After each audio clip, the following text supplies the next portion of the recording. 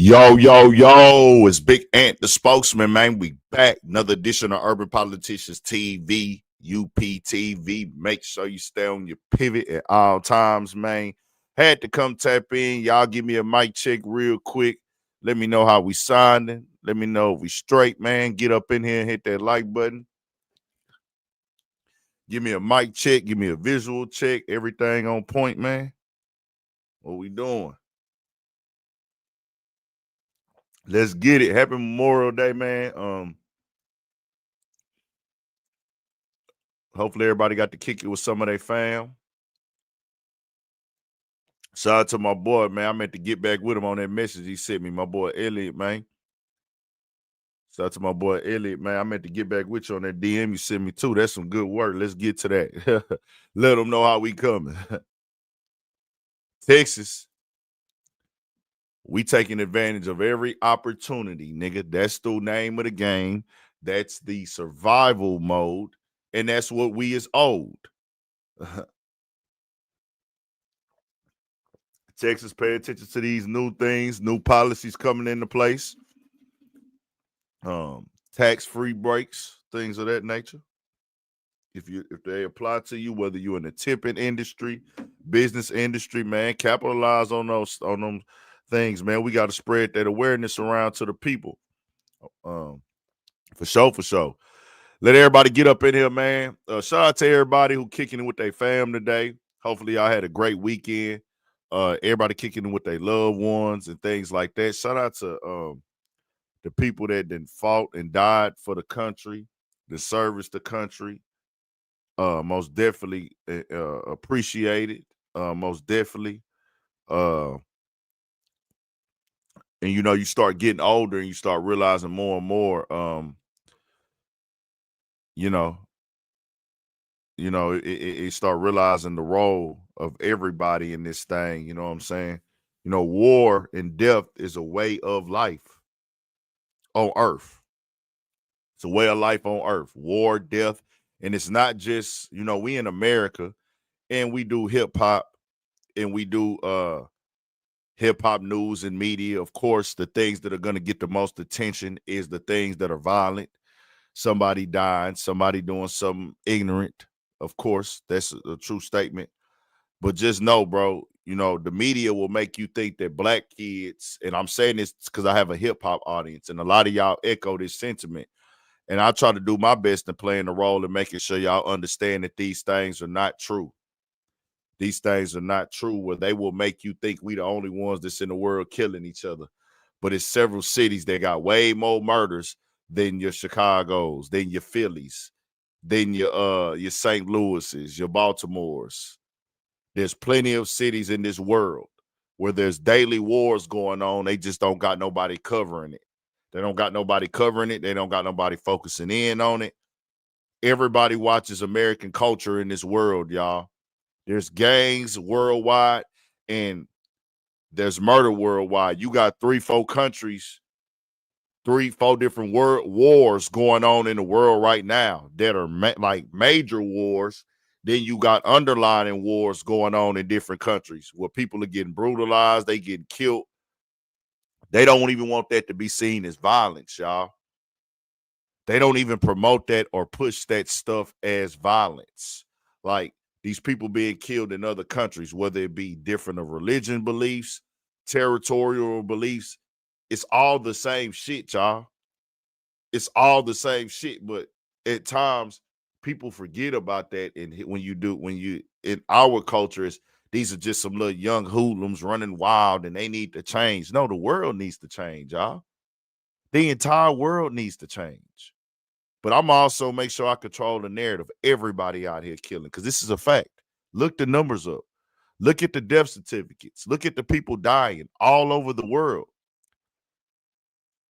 Every day, all over the world, people dying, people killing, bombing babies, killing innocent women and children.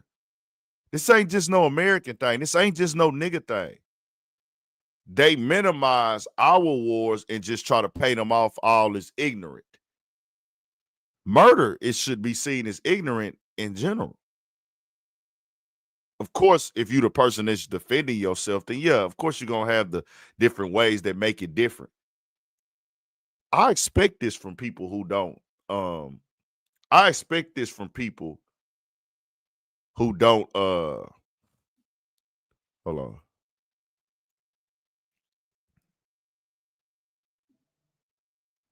I expect this from people,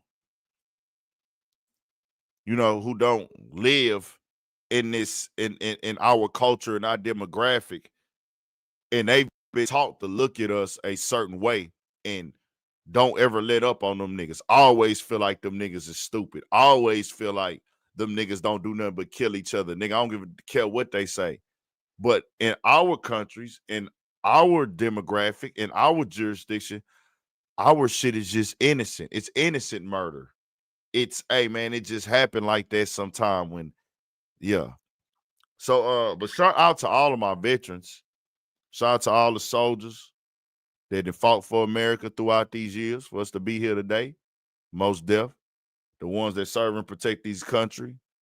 You know what I'm saying? Salute to y'all and respect to y'all. I got a few family members in the military. My little brother, he about to make a decision to go to the military as well. So salute to him. Salute to everybody in the military. I got partners who people that served in military. People like salute. I done worked with people who military. Salute to them. Happy Veterans Day to all y'all, man. Salute. Salute for y'all standing up for America. For everybody that's standing up for America in these wars and things like that. Everybody. And also, I do want to take the time out to salute all my Black Americans who've been fighting in every war since day one. We don't talk about that enough, that foundational Black Americans, we've been here for centuries. We've been here for half a millennium. We've been here for half a millennium. And we have fought in every single war for America. We fought in the civil wars. We fought in day-to-day battles. We fought with other countries. We've been fighting for America from day one, y'all. We have to start taking pride in being American. I was confused at one point in time, man, because America washed us up real good. They did a real game on us. They ran good game on us. They want us to be disconnected from America like this ain't ours. No, nigga, America is ours. If you a foundational Black American and your ancestors was in slavery here in America, we're not talking about no other countries. America is yours, my nigga. America is yours. Don't let nobody tell you no different, nigga. America is ours. We have fought in every war. We've done nothing but contribute to this country. All these wars, we went to war and helped fight when it was segregated. We were in segregated barracks and sleeping grounds and things. We couldn't even be around us. We still went and fought for the war, for this country. America is ours, y'all. We are American.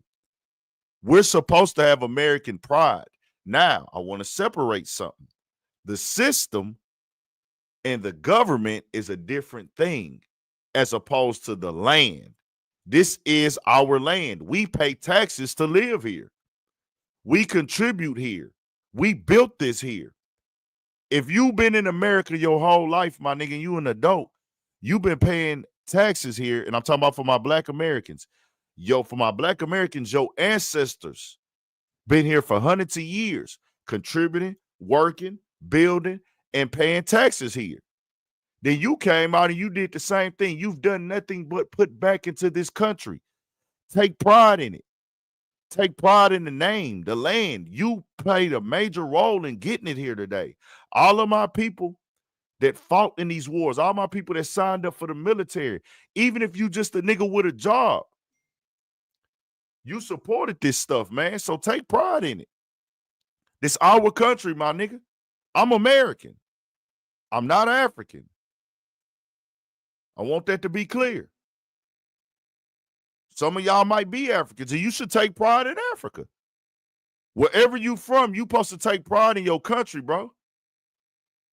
Man, you pay taxes when you go to the store. You feel me? paying school taxes. We paying this tax. We put money into the American economy. We have done nothing but contribute to America's existence and power structure and economically what it represents today. We did one of the most important things. We gave America culture.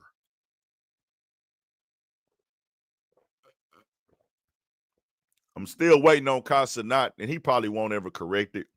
I'll be real with y'all. With that Casanat nigga. You know, do your thing, get your money, go up, be big.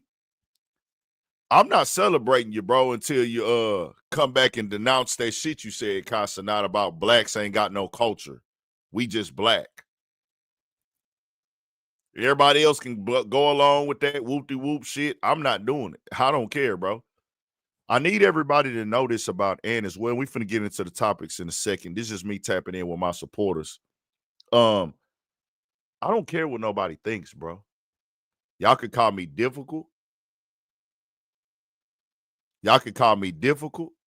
Y'all could call me whatever y'all want to call me. You could call me emotional. All that name calling stuff don't mean nothing to me when it come to things like that.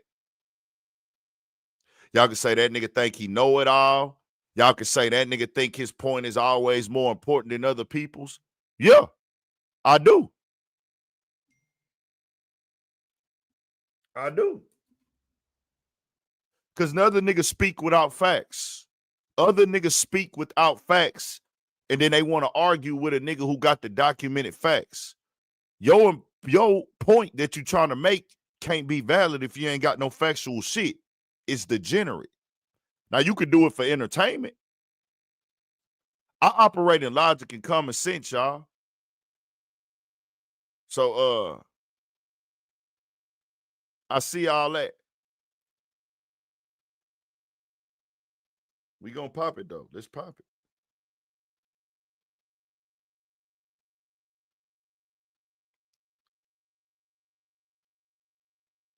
it. Excuse me.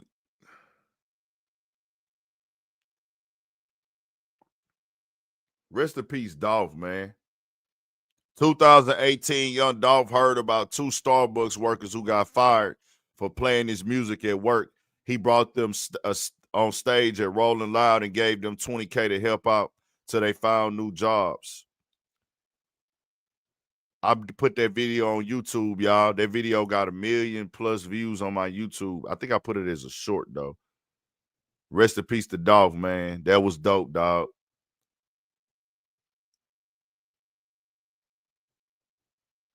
We out here today and we working, man. We working. Let's turn it up. Let's get to the topics. Just letting a few more people come in. So just take pride in being American, y'all. We have culture. We've created culture. We are culture. From the way we talk, the way that we act, our everyday lifestyle is culture. But everybody want to minimize it and say that Black Americans have no culture. No, nigga. Y'all niggas are getting edge ups like us. Y'all niggas are getting fades like us. Y'all niggas are dressing like us. Y'all are saying nigga like us. Y'all are lacing y'all shoes and wearing the fashion things we make, but y'all don't want to look at that as Black American culture. Y'all just want to look at it like, oh, this right here is just something that everybody do. No, nigga. We're not doing that. So niggas like that be saying that. We not letting you niggas come over here and control our narrative while y'all niggas get rich off of our shit. Nigga, what is wrong with y'all niggas, man? Knock that shit off. Knock it off. We got comedy. We brought swag and culture to we brought swag and culture to the NBA. We brought swag and culture and lifestyle to the NFL. We brought swag, culture, and lifestyle to the MLB. Niggas like Dion, Bo Jackson, of course, the late, great legend Jackie Robinson. We showed these niggas how to fight globally. We showed these niggas how to protest. We showed these niggas to know how to not run and then stay in the fight and build. We have had a lot of countries that fought and won wars for sure. They have fought and won wars and got independence from colonizers, for sure. But ain't nobody did it like us, though, nigga. Ain't nobody bounced back and made it look how we make it look, nigga. We gotta take pride in that shit, man. Turn it up. Let's move on. Karmelo Anthony, man. Turn it up. Karmelo Anthony. I need everybody to hit that like button. Does it bother y'all seeing the comments on the screen real quick? Let me know. Give me a mic check as well. Does it bother y'all seeing those comments on the screen? If it do, I'll take it off. Are the comments on the screen too much? Because I never put them up there before, so I was just asking. No. Everybody saying no. Okay, bet. Let's go on. So, I want the mic loud. Okay.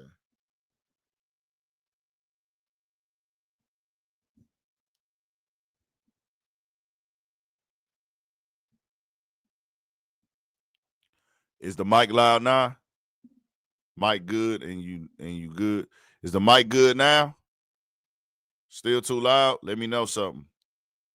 Give me a quick answer when y'all hear it. Y'all a little bit delayed because we going through the streaming software. It's perfect. We good? Okay, bet. Mike been good? Okay. Everything good? Bet. The reason I always send everybody condolences, y'all, because certain people question me sending condolences and saying God bless Austin Metcalf soul, is because I do believe in just what God would want me to do. And I'm not just speaking in them in general. And everybody can do what they want to do. It's your choice. Just because I send you condolences don't mean that I think you were right. It don't mean that I think you was a good person. I just feel like this is just me, and I'm not telling nobody else to move like this. Y'all can have that. Do what y'all do. It's y'all choice. Because if you did something foul or you was a messed up person, I will still come say you were a messed up person after you're dead in the way you was moving. I'm just not going to be disrespectful about it. And the reason why I've done that for the 7 years I've been on YouTube, because once you start doing that, and this is what niggas don't know with me, it sets a standard for how other people move with you. Right? So I've always sent condolences, no matter what it is, to the person's family for their pain of losing somebody. Right, wrong, or indifferent, that's still somebody's family. Right? Teenager, right? Grown man decisions being made, also right. Multiple things that right. I send these condolences because there will be no excuses for anybody making fun of anybody dead in my family. Let me say that again. I have never made fun of anybody dead on YouTube. I've never mocked no death. I've never clowned no death. I've always shown that respect because I want it back. I'm not giving people respect because I'm weak. I don't give people respect because I'm a hoe. I don't give people respect because I'm a bitch. I give respect because I would like to get my respect back. I know that y'all niggas in the internet, y'all be desperate. I know a lot of y'all don't have a soul. Y'all have no morals. Y'all don't have integrity. So y'all will talk about people dead family members and show no respect at all. I don't do it to look cool. My mama raised me a certain way. My mama watched me on YouTube, y'all. My auntie watched me on YouTube. My daddy watched me on YouTube. They didn't raise me like that. My aunties watch me on YouTube, y'all. And if you play with one of mine, I'm going to try to bust your head open. If I catch you, I'm busting your head open. And I'm not going to tell you. I am a dirty nigga. All that old let's meet up and squabble to see who tougher. I will never be seen as tough, y'all, because I've never been tough. My people didn't raise me to be tough. I never been a tough nigga. I never been a gangster. So all of y'all who think like, hey, this nigga ain't tough, I'm telling you I'm not tough. Guess what this tough nigga gonna do though? You disrespect somebody dead that I love and care about. If you see me on a bad day, I'll pick up a brick and bust your fucking head wide open.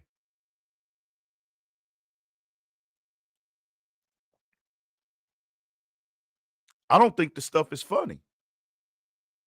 I've always spoke against it. I've never condoned it. I've always said I understand why Chicago is doing that, and I don't want them brothers to grow up in that society, that environment. I know how to separate things. I know why they doing that. But people who say, hey, I just want to do this for attention, you not from that culture or you don't really have that type of stuff going on, but y'all to get on the internet and mock people, dead families, y'all are pathetic humans. You failed in life. You suck at life. You're a real loser and you're a follower. Now, if you living like that and you signed up for that, cool. I have my conversations where I break that down and I try to tell my people, hey, bro, I get it. It's a cycle. Y'all come from that environment. I can only imagine the pain of seeing your family member being disrespected, that you loved, or your friend being disrespected. Things like that. So with me, I got zero tolerance for loved ones, friends, anybody that has passed away. Niggas get online. I'm not going to tell you. I'm not going to whoop-de-whoop. I'm not squaring you off. Call me a fake nigga. Call me a hoe ass nigga. Say a nigga snuck me. Say a nigga don't fiend me. Say, man, that nigga ain't a real man. He's scared to fight. Say whatever. You're not getting nothing fair with that with me.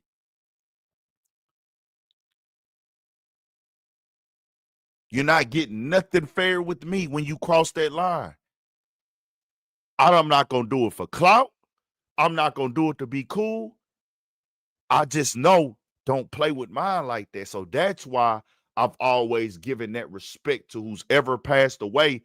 So it ain't got to be no, well, Aunt did it. Ain't no what Aunt did it shit. Ain't no tit for tat with me. You can't find me making fun of nobody dead family, my nigga.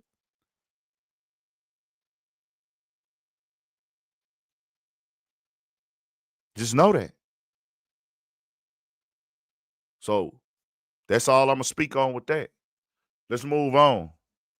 And I'm not telling nobody else how they want to feel about it. You could even have an opinion about what I just said right now and think it's all stupid, whatever. I want y'all to know I'm not living my life to like make people like me. That shit is over. It's that shit. I realized that as a young nigga like Ant. When you stand for something, you are who you are and you firm on your beliefs and your standards and your morals and your principles, people are not going to like you. They not. So, Austin Metcalf, dad, was upset. Well, let me address the news first, right? The news, uh, the news hit the blogs the day before yesterday that he was being charged as an adult.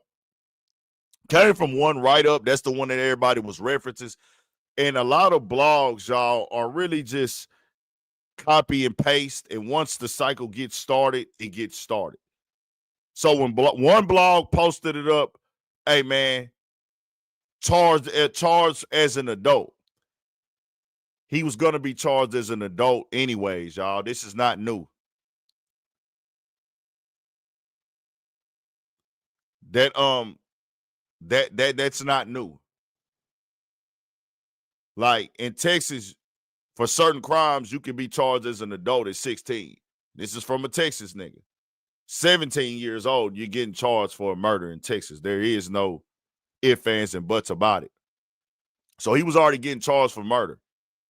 He has still not been indicted, y'all. This happened on April 2nd. Do y'all want the real? If y'all want the real, I need everybody to type yes right now. If y'all want the real, let me know with yeses or whys in the chat. Do y'all want the real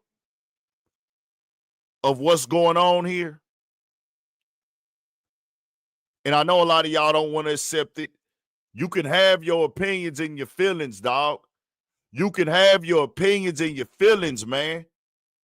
But the world don't move off of your opinions and feelings. The laws are there, nigga.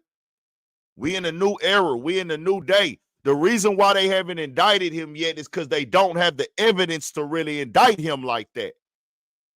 This shit happened on April 2nd, y'all. Finna be 2 months ago. It don't take nobody in Texas. I'm in Texas, my nigga. It don't take nobody 2 months to indict nobody on no murder. So you niggas that ain't from out here, telling y'all the real. It don't take 2 motherfucking months to indict a nigga on murder when he's arrested on the scene and he admitted to the murder.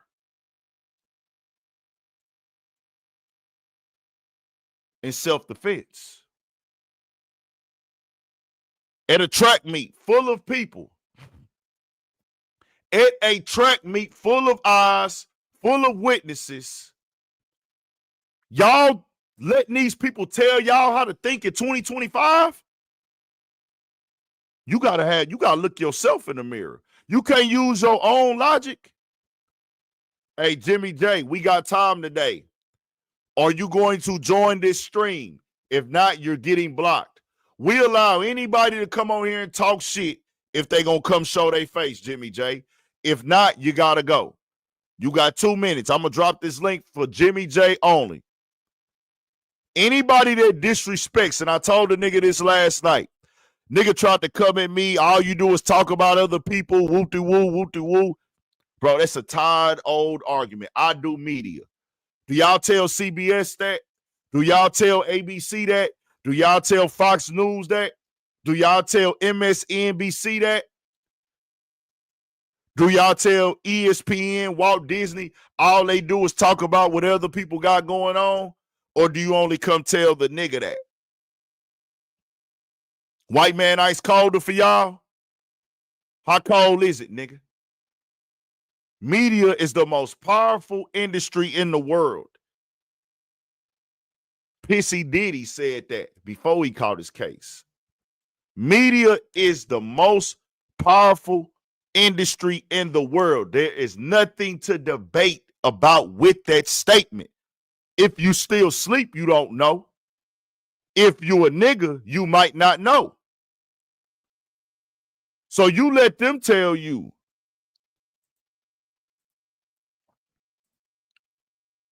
Don't block them. Did y'all block them? Don't block them. All right, Jimmy J. Since you're not going to come join, stop playing the victim. Jimmy J, do you only tell black people that, or do you tell everybody that that's getting money, getting stuff off the government? Do you tell everybody else that? Jimmy J, look up who gets the most welfare money in the country. Look who has been paid the most.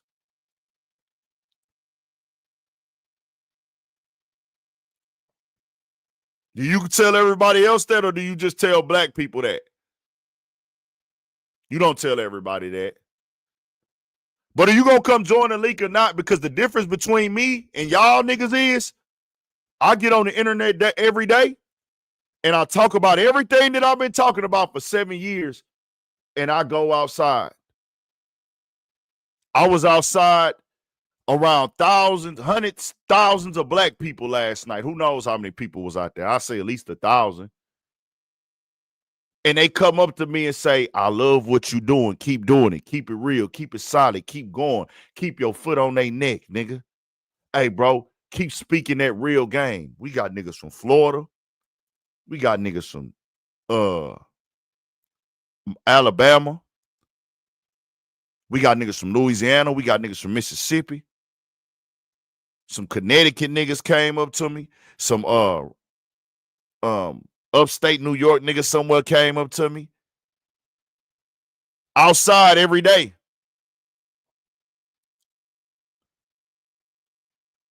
So when y'all get on here and talk about it and try to tell me whoop-de-woo, whoop-de-woo, ain't nobody coming up to me in person and saying this shit. Some of these people that I've covered, I've seen them in person. They didn't have nothing to say about it, so who the fuck are y'all? See what I'm saying?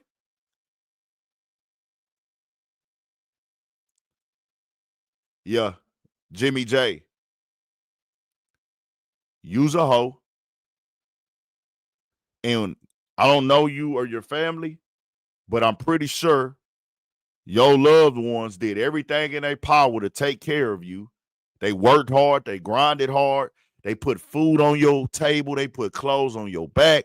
Probably made sure you was in sports, just looked out for you. And you know how you repay them? You became an adult that creates accounts on the internet and gets in the comments and troll. You're a failure at life. We don't know who you are. We don't know what you look like. We don't know who you are. We don't know what you look like. But God knows, and you know in your soul. When you look in the mirror, next time you look in the mirror, say I'm a failure. Say I'm a failure, and I grew up to be a grown bitch who talks shit from the comment sections. Like I say, my face on here. Come put your face on it. I'm going to be outside, nigga, today. I was outside last night. I was outside Saturday. The stream is up. Hundreds and hundreds of niggas in Houston, outside. And I've been doing this. So guess what, Jimmy? Go create you another account and you bring your bitch ass back when you can come stand on what you say. I go outside and can be, this is for the past 7 years. What I say on this internet, I've been able to be held accountable for 7 years, nigga. You niggas don't get to talk to me how you talk to them other niggas who stay in the house. Shut the fuck up. We work, nigga. We been working. I'm working right now. But you have a nice day. You gone. We gave you opportunity, nigga. That's how we gonna handle these niggas from now on. Nah, you don't win. When you look in the mirror, you know you a bitch, and God knows what you do, nigga. God knows how you live. You have put shame to your family.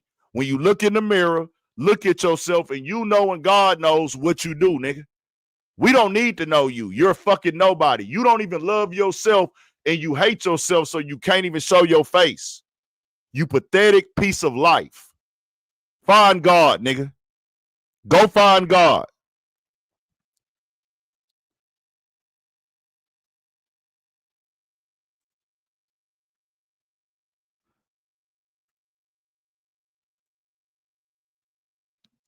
You know, we got to entertain a little bit with these hoe ass niggas. It don't work with me, y'all. I'm outside every day.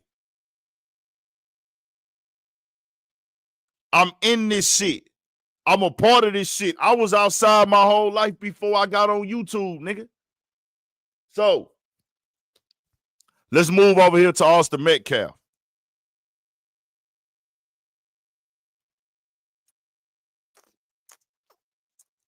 Y'all think it take 2 months to indict somebody for murder in Texas? You got the weapon. We got the weapon, right? Right. So we got the weapon. We got the person that did it. We got a gang of witnesses. We have an admission to I did it. Why do y'all think it's taking him so long to be indicted of a murder? Y'all don't find it odd that we ain't seen one video? Let me know in the chat. Y'all don't think it's odd that we ain't seen one fucking video, not one, in the era where we at a track meet where several schools are there, several fans are there.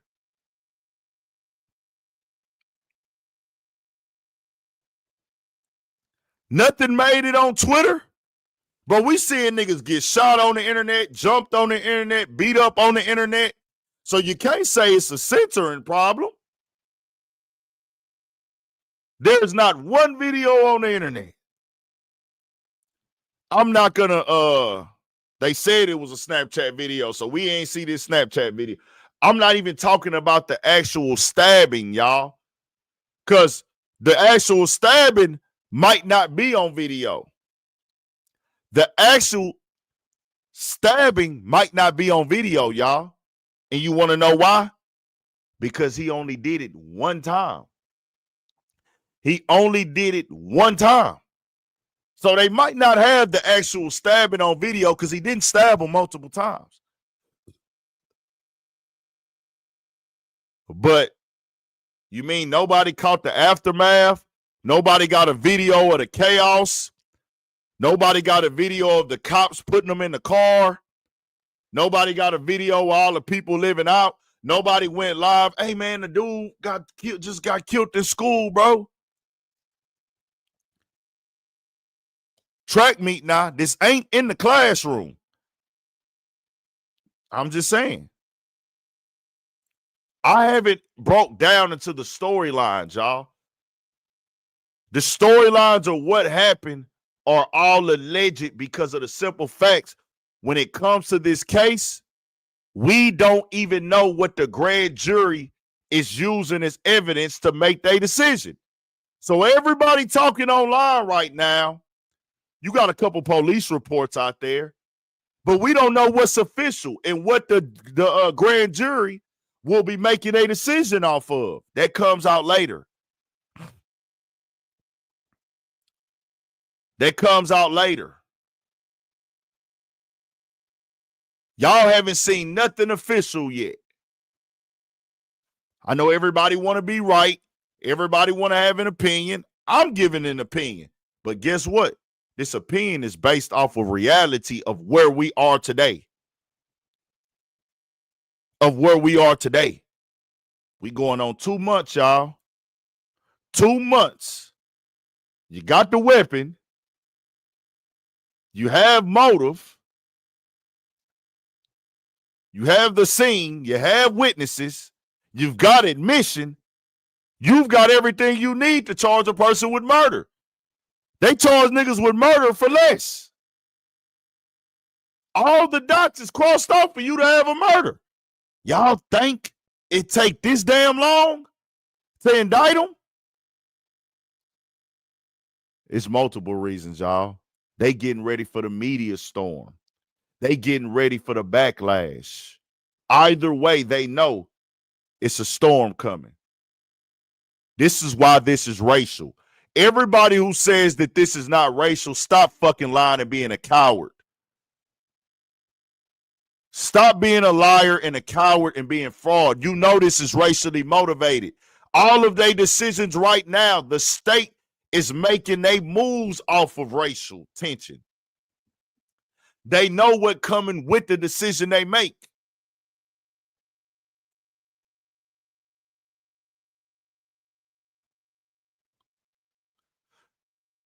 Shut the fuck up if you saying this shit ain't about race. They're out there moving off of race. They already.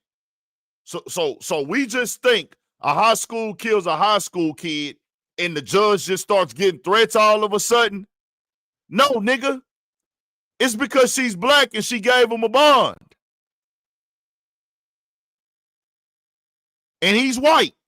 Why do we have to act like I'm cool with racism? Not that I think that it's right, but it's here. It's here. It's never left and it's never going to leave. This shit is built off of racism, nigga. White supremacy, nigga.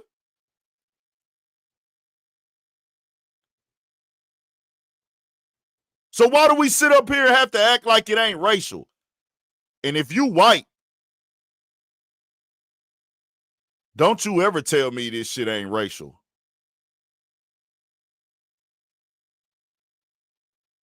Don't you ever tell me this shit ain't racial, my nigga.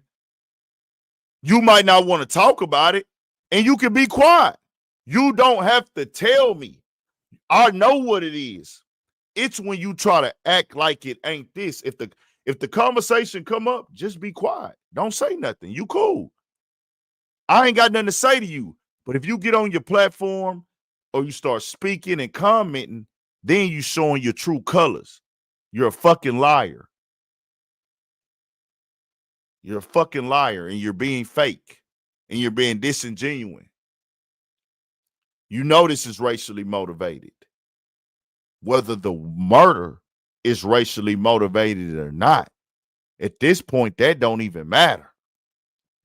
Whether the murder was racially, or the incident, not the murder, or the self-defense, maybe, self-defense was racially motivated or not. Whether Austin and his brother approached him because he was black or not, we're in the after phases. From here on out, everything is racially motivated, racially broke down.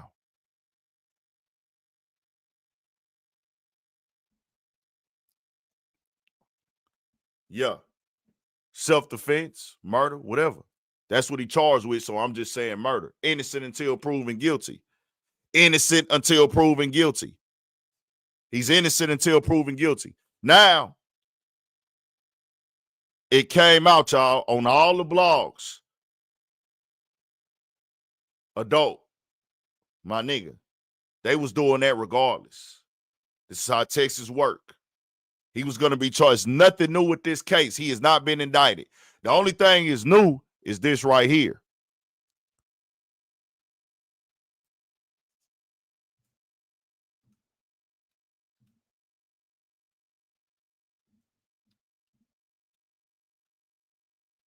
I can't hear shit. Can y'all hear? Hold on. My bad. To confront the district superintendent about this diversity criticism and a father now demanding answers. CBS Texas learned last night that Karmelo Anthony will get his diploma. Anthony is the Frisco High School student accused in the deadly stabbing of Austin. Bring it back one more time. Well, Metcalf's father now wants to criticism and a father now. Give me a mic check. Y'all can hear? CBS Texas learned last night that Karmelo Anthony will get his diploma. Anthony is the Frisco High School student accused in the deadly stabbing of Austin Metcalf. Well, Metcalf's father now wants to confront the district superintendent about this decision. Our JD Miles was the only local reporter there. He brings us the story tonight. He says he just wants answers, but when Jeff Metcalf arrived at Frisco ISD's administration building, this is what he got. Hi there, can I help you? Yeah, I'd like to come in and speak to someone, please. I'm sorry, we're not allowed to let anyone in without an appointment.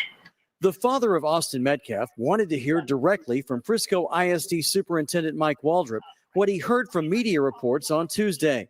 Those reports are that Karmelo Anthony will get his diploma later this month, despite being under house arrest and charged with murdering Metcalf's son, Austin. I've been stonewalled, said, I understand the protocol. They said I have to make an appointment, which I did. It was 6 weeks ago today when what authorities describe as an altercation between Austin and Karmelo led to one 17-year-old pulling a knife and stabbing the other 17-year-old in the chest at a track meet inside a Frisco ISD stadium. Anthony's parents, who claimed their son was just defending himself, asked Frisco ISD to allow him to get his high school diploma. Sources say an agreement was reached that would allow that. So I'm just curious on how they arrived at it when I read their own policy manual about what it states for mandatory expulsion and also graduation. In a statement to CBS News Texas, a representative for the Anthony family tells us, "We cannot and will not speak about the agreement made with Frisco ISD that remains confidential and legally protected. However, it is truly a shame that anyone would go so far as to threaten a graduation ceremony or try to ruin a day that should be filled with joy, pride, and accomplishment for so many students and their families." Frisco ISD superintendent posted a message on social media last night, making it clear that Anthony will not be allowed to attend a graduation ceremony. No student who commits a serious criminal offense is permitted to participate in the graduation ceremony. But sources say Anthony's GPA was high enough to withstand missing the last month of school and still meet the requirements for a diploma. The school district tells CBS News Texas, if the student is expelled, they may continue their education through the Juvenile Justice Alternative Education Program.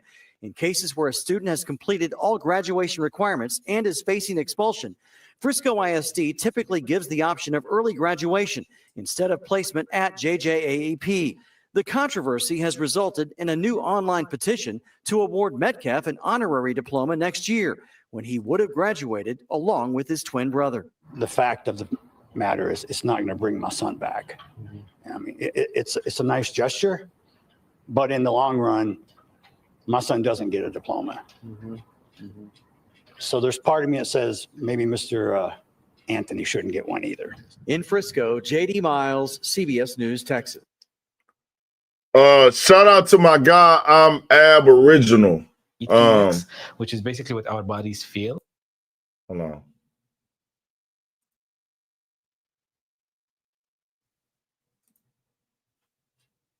What the fuck?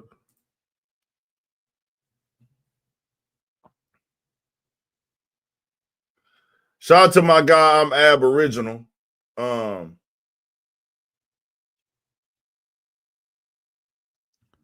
Appreciate that donation. And, you know, stand your ground law. It just is what it is in Texas, man. And people could try to make this be that. You could have all these opinions about the stand your ground law. And when you have a family member involved in it and it affects that family member and they have lost their life, of course you're not going to like it. Nobody going to like it. Nobody going to fuck with that. I lost my family member due to the stand your ground law. It's a hard pill to swallow.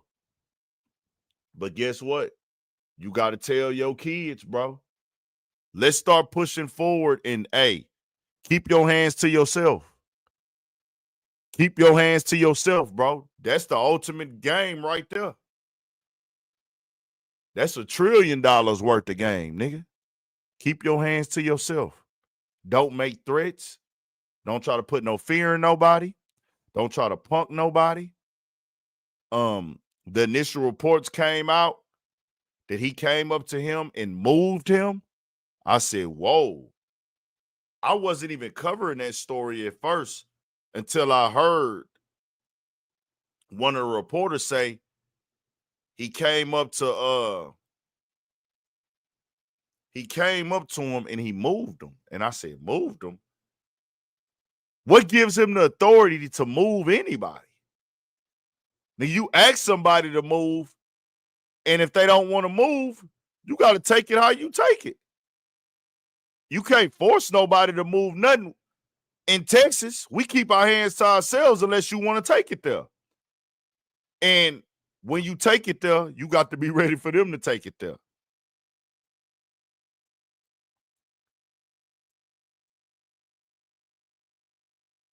Well, he's not dropping the charges, the state. This is a state thing. This is a state thing. And I'm going to do better by reading them super chats, y'all. Shout out to I'm Aboriginal. I appreciate that, G. My boy Raymond Brown say, I understand if the father don't want to forgive Karmelo, but the fact is that the father says he forgive Karmelo. If this was true, then he would drop all charges. Let's break that down real quick, Raymond. He doesn't forgive Karmelo. It's too fresh. That's fake. This is why he's shown up to 2 events. Don't fall for the hogwash. He does not forgive a goddamn thing. He want Karmelo to go to prison.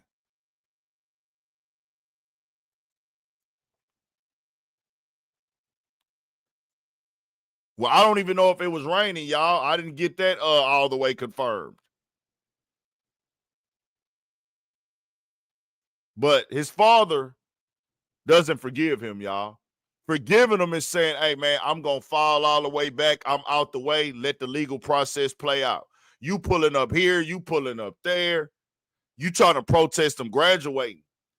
This is America, y'all. You're innocent until proven guilty. Innocent until proven guilty.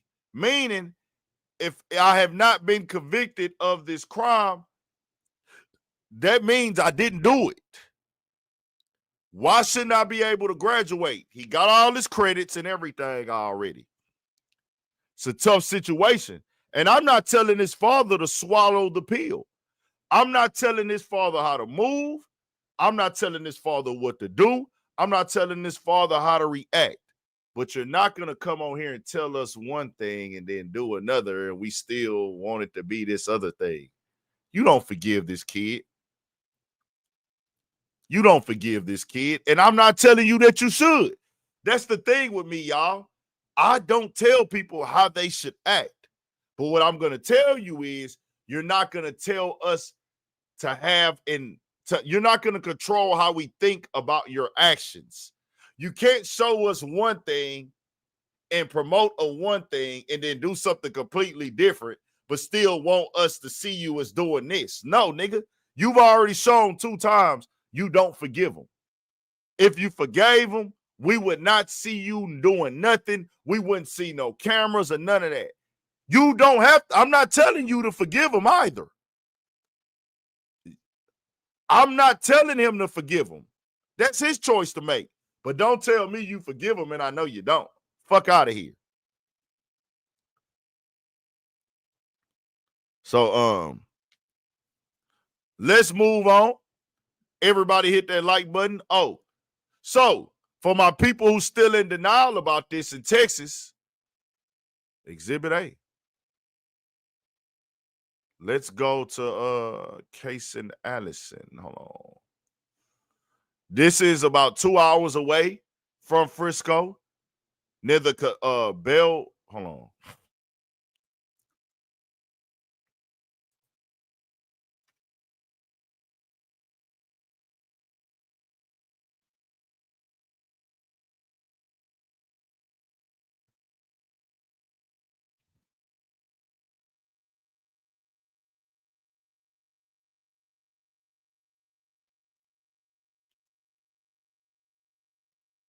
Sue got a full video of it.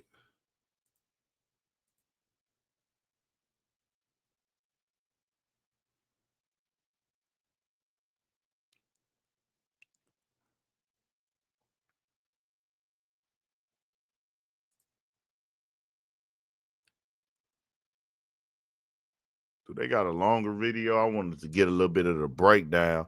This is about 2 hours away from there, y'all. Is heating up. Drive in for top dollar for your trade and drive away with huge. My bad.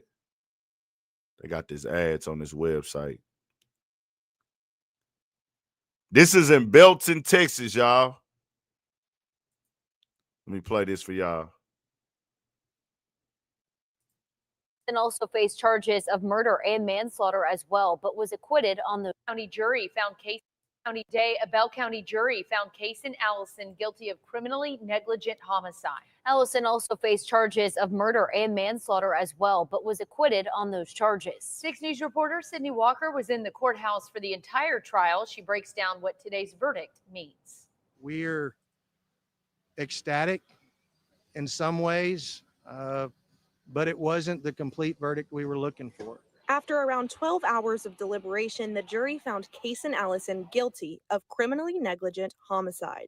It's about failing to perceive a substantial and unjustifiable risk that his actions would cause the death. This comes after over 2 weeks of a trial, including photo, video, and audio evidence and testimony from more than 20 witnesses. The jury, by returning a verdict of criminally negligent homicide, has told us they didn't buy the state's argument that Casey acted with intent to kill or even act with reckless disregard for life in that moment. The state charged Allison with murder as well as manslaughter and criminal negligence. Multiple witnesses testified that Allison had threatened Ramirez before, as well as a Snapchat audio recording and text messages to prove ill intent. The defense worked to pick apart Belton PD's investigation, establish Ramirez as a violent person, and above all, argue self-defense. Of a young man facing a perceived threat of serious bodily injury or death who was trapped in a small, confined, inescapable place. When the jury reached a verdict, people piled into the courtroom, anxiously awaiting, some even already crying. Boyd acknowledged the tragedy of this case. Nobody should ever outlive their child. No human being should have their child die in a violent way. Before Judge Wade Faulkner read the verdict, he reminded everyone that the court will not allow any verbal outbursts, disrespect, or standing out of seats, regardless of the verdict. I'm just thankful that the Bell County Sheriff's Office has taken it so seriously and taken everyone's safety seriously. Allison will now receive his sentence from Judge Wade Faulkner in June. And we continue to have a just outcome at the sentencing phase. In Belton, Sydney Walker, 6 News. Well, Allison will continue to I got wear a an clip ankle on my monitor. channel, but I'm in the video. Matter of fact, let me see.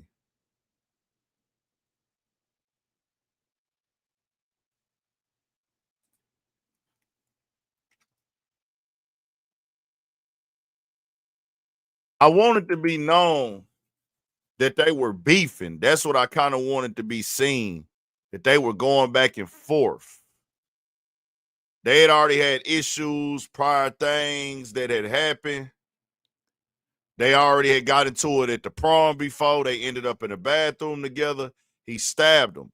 They had supposedly conversations on Snapchat with their beefs, all type of shit.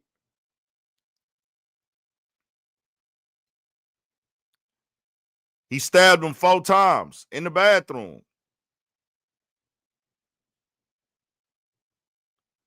They said they didn't charge him with murder because they said in that moment, there was no proof that he intended to murder him. Now, Pete, do y'all want this to apply for what you call it as well? We are joined now by Josh Teetons, I want y'all to listen to the expert now. Here to share Is some this of going his to legal expertise. apply Josh, a for verdict what you came call down it? today, and it was for criminally negligent homicide. Please tell us what that means in layman's terms. Yes, ma'am. So that has to do with the mental states of the defendant, the suspect in this case. And if you are charged with murder, you have to prove beyond a reasonable doubt that they committed that offense either intentionally or knowingly. Below that is manslaughter. That is a... I'm going to let that Bart play again, y'all. This is Texas. Shut the fuck up if you're not going to be truthful about it. It's an unfortunate situation. This just happened a month ago. The incident happened 2 years ago, but they made this decision a month ago. We are joined now by Josh Teetons, McLennan County District Attorney, who's here to share some of his legal expertise. Josh, a verdict came down today, and it was for criminally negligent homicide. Please tell us what that means in layman's terms. Yes, ma'am. So that has to do with the mental states of the defendant, the suspect in this case. And if you are charged with murder, you have to prove beyond a reasonable doubt that they committed that offense either intentionally or knowingly. Okay. Below that is manslaughter. That is a reckless offense mental state. And in this case, the jury came back and said those were not met by the state. In fact, it was only criminally negligent homicide, which has a low burden of negligence, as it's titled, much like a civil case with a car accident. That could be a negligence level. If a reasonable person should not have been speeding, should not have been driving erratically and caused an accident. Or another example, if a business owner is aware that there is a broken step and they refuse to fix it and somebody slips and falls, that is a negligent level. And that's the level that the jury had to find the mental state of that defendant was in. And on that highest level for murder, what does that mean in a court of law? Absolutely. So those all have varying degrees of punishment. So the biggest difference with murder versus negligent homicide is going to be the time. Murder is 5 years to 99 or life. And in the case of negligent homicide, that is a state jail felony with a maximum of a 2-year sentence. And we were talking about intent a little earlier. What is the difference in finding intent in those two different charges? Yes, so the jury would have had to found that he intentionally, by his actions, wanted to cause the death of that other individual, either by knowing that his actions would do that or specifically planning and intending to do so. They did not find that. They thought that instead a reasonable person standard should have known that that gross deviation of bringing a knife into that bathroom could have and ultimately did lead to the death of that other individual. And as for the jury, what is the burden in them deciding one or the other? This requires a unanimous verdict. They have to be proven beyond a reasonable doubt. So that's up to the state. They have the burden to prove that. In this case, the defense was asking for an absolute acquittal based on self-defense. They did not think that that had been met by the defense. And so they came back with their guilty verdict, and it was unanimous for that lower offense level. Any last? So for everybody that's not understanding what I'm saying, and my boy gave me the proper word for it last night, my boy Jay Quick. I think he said precedent. It's a precedent now. This is now a new law. Intent.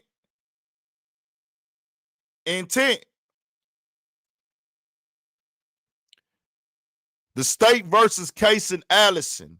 Let's say they do indict, which I don't think they are. I'm going to stand on that. They're not going to indict Karmelo Anthony on murder, y'all. But if they do, he's not going to prison for murder. This case with Case and Allison confirms it. Karmelo Anthony will not go to prison for murder. Does anybody want to protest that? Karmelo Anthony will not go to prison for murder. He won't.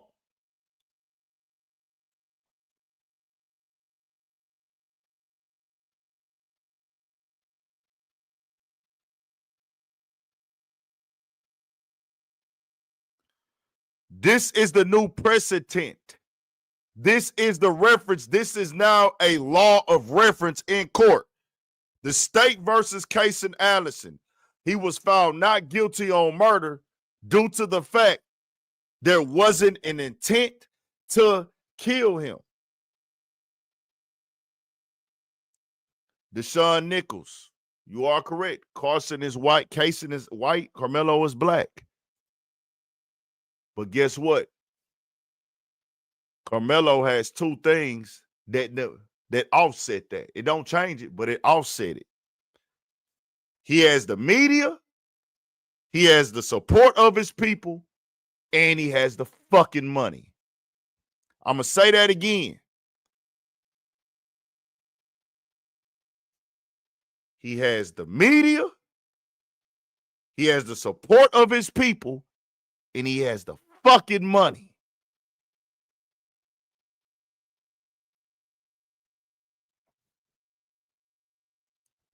Intent. He showed he didn't intend to kill him multiple times on the scene. He asked, is he gonna be all right? Correct?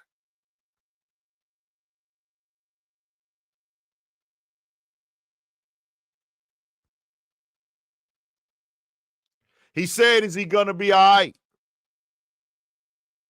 He stabbed him one time and ran. He put his hands on me. Now, if you didn't have money, if you didn't have support in the world looking in, you might get hung. They might be able to fuck over you. They can't fuck over you the same when the whole world is looking in. It's all Texas, my nigga. It's all Texas.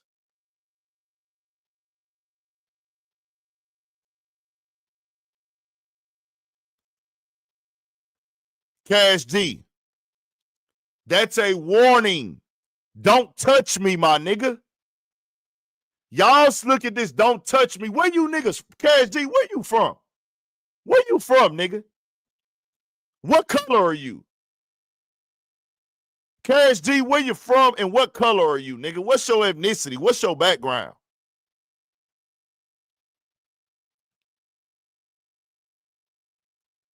Bro, y'all know this just happened a month ago, right? This one, if you ask me, was way worse. Stabbed the man 4 times. They were beefing. This happened in the bathroom in school. You know what a lot of people saying? Why did he have a gun on him at a school? He should be in jail. A knife. Why did he have a knife at school? Are y'all telling Case and Allison that?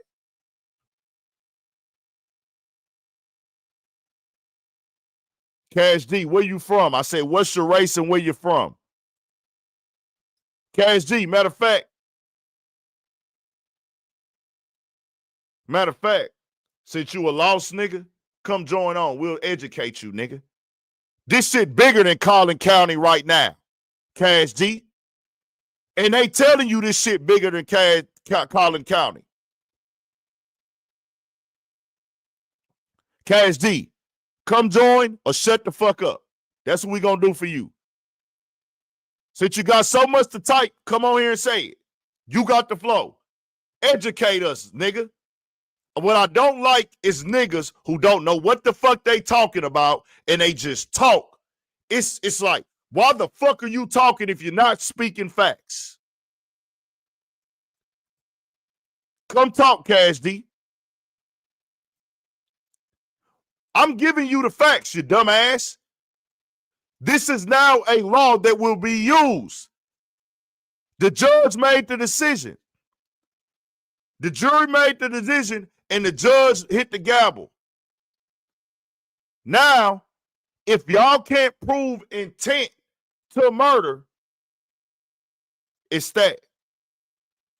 Cash D, if you're not going to join, you at work? Yeah, stop typing. Stop typing. I asked you a question what your color and your race was, and you didn't answer that either. You a coward. I like your kind, though, because you remind the niggas who say racism don't exist. It's out here.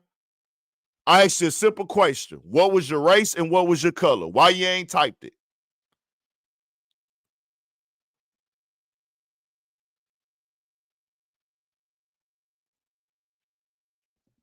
I asked you what your race and your color was. You still ain't answered, nigga. You done type 10 goddamn questions. You done type 15 comments. Why you can't answer that one? We just trying to get a little bit of more clarity on who you is. What's your race and what is your color?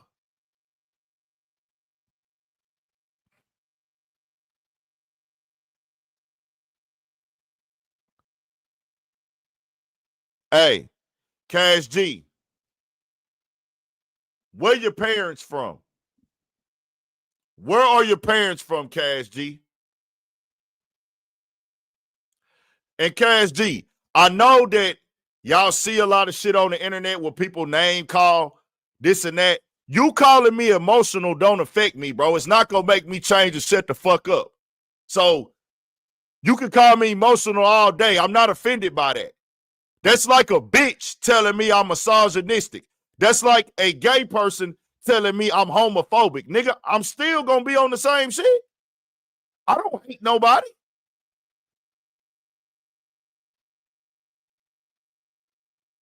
No, Cash D, you're either going to be, you just answer the question, Cash D. Where your parents from, nigga? Where they from? I'm just asking. We just trying to get some clarity of who you are in your background, my nigga. Answer the question. See, when niggas don't answer the question, that's showing they're affected by it. You ask me anything, nigga, with this, I'm telling you directly why I'm saying what I'm saying. You want to answer questions with questions. Where's your family from, nigga? Your lineage. Because y'all niggas like to talk around shit too. Where your lineage from, nigga?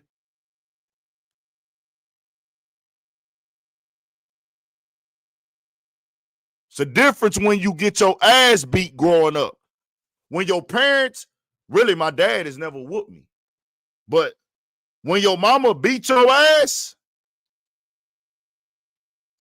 and she talk to you and show you love and take care of you and teach you morals and principles and integrity, you know how to be straight direct and you ain't got to run from shit, nigga, when you're talking to men. You niggas wasn't raised like me, my nigga. I don't do all that sideways talking shit. You a house nigga then, nigga. The white man tell you how to think. The white man tell you how to feel. You just as bad as a fucking tether. I just showed you directly a new law that will be used for self-defense with a similar situation because it was done at a school with a knife. This is now new law. Cash G, since you know so much, why the fuck is it taking 2 months to indict somebody when you have a weapon, you got a motive, Cash G, you got a weapon, you got a motive, you got an admission, you got witnesses? Does it take 2 months in Texas to indict somebody on that? Cash D, do that take 2 months?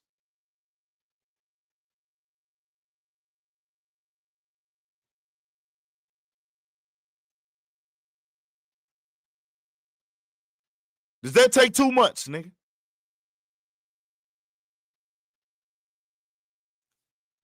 Cash D, stop typing.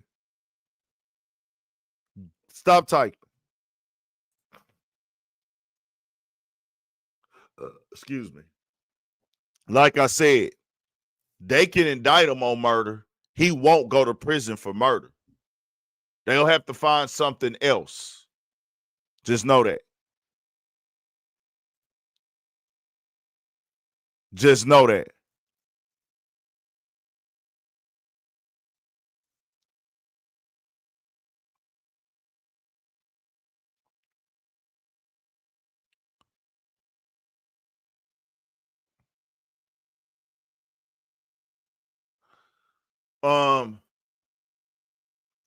Let's move on.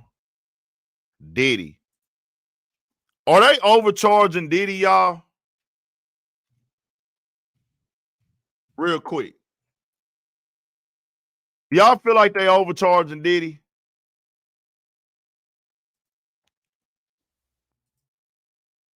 I want real yeses or nos, y'all. It is gearing up to be another big week in the Sean Do we Combs feel that they're trial. overcharging Diddy a Testimony set to little bit, resume man? tomorrow, with another one of Combs' former assistants taking the stand. Last week concluded with rapper Kid Cudi, who testified about his brief relationship with Cassie Ventura. Kid Cudi said he was concerned for her safety as well as his own. He described the time when he says a jealous Combs broke into his home, locked his dog in a bathroom, and opened his Christmas gifts. The jury also saw photos of Kid Cudi's charred Porsche. Cudi testified he knew Combs had something to do with that damage. Joining me now, defense and trial attorney Misty Maris and former U.S. prosecutor Sarah Krisoff. Sarah and Misty, thank you so much for being here on Memorial Day, no doubt, when you could be doing a lot of other things. I'm going to start with you, Sarah. When we saw this testimony from Kid Cudi, how impactful and important was it for the words that came out of his mouth in the stand, but also they've had the whole weekend to sit with it? Yeah, so the prosecution is trying to build the racketeering case, particularly through Kid Cudi, and hopefully from their viewpoint with witnesses to come. So I think that's been the area where there's been the least amount of testimony so far, but they're going to build that block by block and trying to, convince the jury there was some sort of enterprise and all of these people that were around Combs trying to cover up the crimes that were committed in furtherance of that enterprise. Misty, as far as how the defense is handling some of this explosive testimony from Kid Cudi, who was very strong on the stand, according to our reporters who are in there watching this every single day, how is the defense handling itself so far? Well, first of all, explosive is the perfect word because the main point of that testimony from the prosecution's perspective was the Molotov cocktail that Kid Cudi says it was Combs and his affiliates, his associates, who blew up his car. And that is part of the predicate crimes prosecutors are seeking to establish of arson, which goes towards racketeering. But Sarah, I was actually in the courtroom for Kid Cudi's testimony, so I saw it. He was a great witness, but the defense was able to chip away at his testimony on cross and establish that he had no direct information. He didn't see anybody. There were no cameras. There was never an arrest. basically throwing a little bit of doubt as to whether or not he could really say it was Combs or someone associated with Combs who actually did that damage to his car. So the defense did a good job. He also said that Cassie played him. This was his testimony, and that she was living a double life. By Living a double life, nasty Cassie. That speaks to her autonomy in the situation. Nasty Cassie, living a double life. Did an excellent job on cross-examination of getting that out in front of the jury. Yeah, one of those moments that Kid Cudi had was saying that he saw Combs standing outside after that car was burned, looking like a supervillain, staying there with his hands behind his back. But I am curious about some of this coming in. There was no police report, there was no investigation, there was no arrest of Sean Diddy Combs at the time. Were you surprised that came in, that the judge allowed that testimony and those pictures? Yeah, I'm wondering if there's more to come on this, because it was a lot of supposition on behalf of Kid Cudi saying, this must have been him because we had this warning, and then come on, y'all, look, there was no proof of any of that this. Is always, frankly, even if you think Diddy did it or not, there was no proof that he did it. Huge swath of time that they're covering. There's lots of events. There's a real question of, like, is all of this stuff properly before the jury? Yeah, and that is something that obviously, if there's a conviction, that can come back up on appeal. Misty, I'm curious going forward this week, what you're expecting to hear, because so far, almost every single day of this trial has been jaw-dropping testimony. Absolutely. So tomorrow, after this long weekend, we'll be back in session in court, and Capricorn Clark is set to take the stand now. She's come up in several. Okay, the Capricorn Clark is the lady that works for Diddy. She's been referenced. That's the She's one. That's where they might try to hit Diddy with the kidnapping, y'all. Bad Boy Records. So many of the witnesses that we've heard from so far that were affiliated or working for Combs were little snapshots of time. 2 years here, 2 years there. This is Pod 5, the first fully immersive sleep system. Intelligent, adaptive. Capricorn Clark worked with him for a longer period of time. She also was referencing Kid Cudi's testimony that she had reached out to Kid Cudi and said, hey, Combs and some of his affiliates are at your house, are breaking into your house. So she's certainly going to be a very important witness. And my expectation from pre-trial is that she's going to testify about the means and methods of the criminal racketeering conspiracy that prosecutors are seeking to establish. Yeah, and we're expecting, 6 weeks of the prosecution putting on its case and the defense doing its thing afterwards. I do want to ask you, Sarah, about some reporting that has come out from people. They talked to folks in the jail, and they said that Combs will have a chance to take part in a spades card game, dominoes, 3-on-3 basketball tournament, and a soccer tournament that were offered to prisoners for the holiday, as well as to have some barbecue. He is innocent until proven guilty, but is this the kind of the norm when you're in jail during a trial? Listen, there is nothing that is good about being in the Metropolitan Detention Center. It's a pretty tough facility. And these types of pretrial facilities have a lot less access, outdoor time, educational programming that you would have at a post-trial facility. So listen, I think these are human comforts that he's being provided, but nothing out of the norm. And this was provided for all, I think, of the inmates there. Thank you so much, Sarah, to you, and thank you to you, Misty. We will be back asking you more questions as this trial continues tomorrow. Joining me now to discuss is CNN legal analyst and criminal defense attorney Joey Jackson. Joey, good morning. Thanks for being here. Of course, howdy. So since we have this pause on the proceedings, it's a good time to talk about the testimony that we've heard so far. For my money, rapper Kid Cudi was very much a remarkable to the defense, and that was his relationship. Cross-dressing Cudi. Cross-dressing Cudi. God damn. So, as y'all heard right there from the people in the courtroom, and if you read the write-ups, all the write-ups say there is no physical evidence that shows that Diddy blew up this car. A lot of Diddy's case, y'all, a lot of Diddy's indictment is based off of testimony and witnesses, people corroborating. Now, we need to see the physical evidence now. Like I told y'all, is Diddy a nasty nigga? Yes. Is Diddy an abusive nigga? We saw that on the video. I'm going to tell you when I knew, when I was of age to know, when I was young, I wasn't, how old was I when that shit happened? Maybe 13, 14, maybe? Maybe 13, 14 when they did the making of the band shit and he made them walk for the cheesecake. I don't know how old I was, but I was in school. Everybody in school was like, hey, bro, we ain't walking for no cheesecake, nigga. We was already talking like that as kids. And kids. So when we saw that with Diddy, we knew that he was hoeing them out, is my point. We knew that Diddy was on some hoe ass shit, is my point. So Diddy has already shown he's a control freak. He's disrespectful, all that. But that don't amount to him going to serve life in prison. That don't amount to that nigga going to serve life in prison. Him being an asshole, disrespectful, abusive, all that, nah, that ain't that.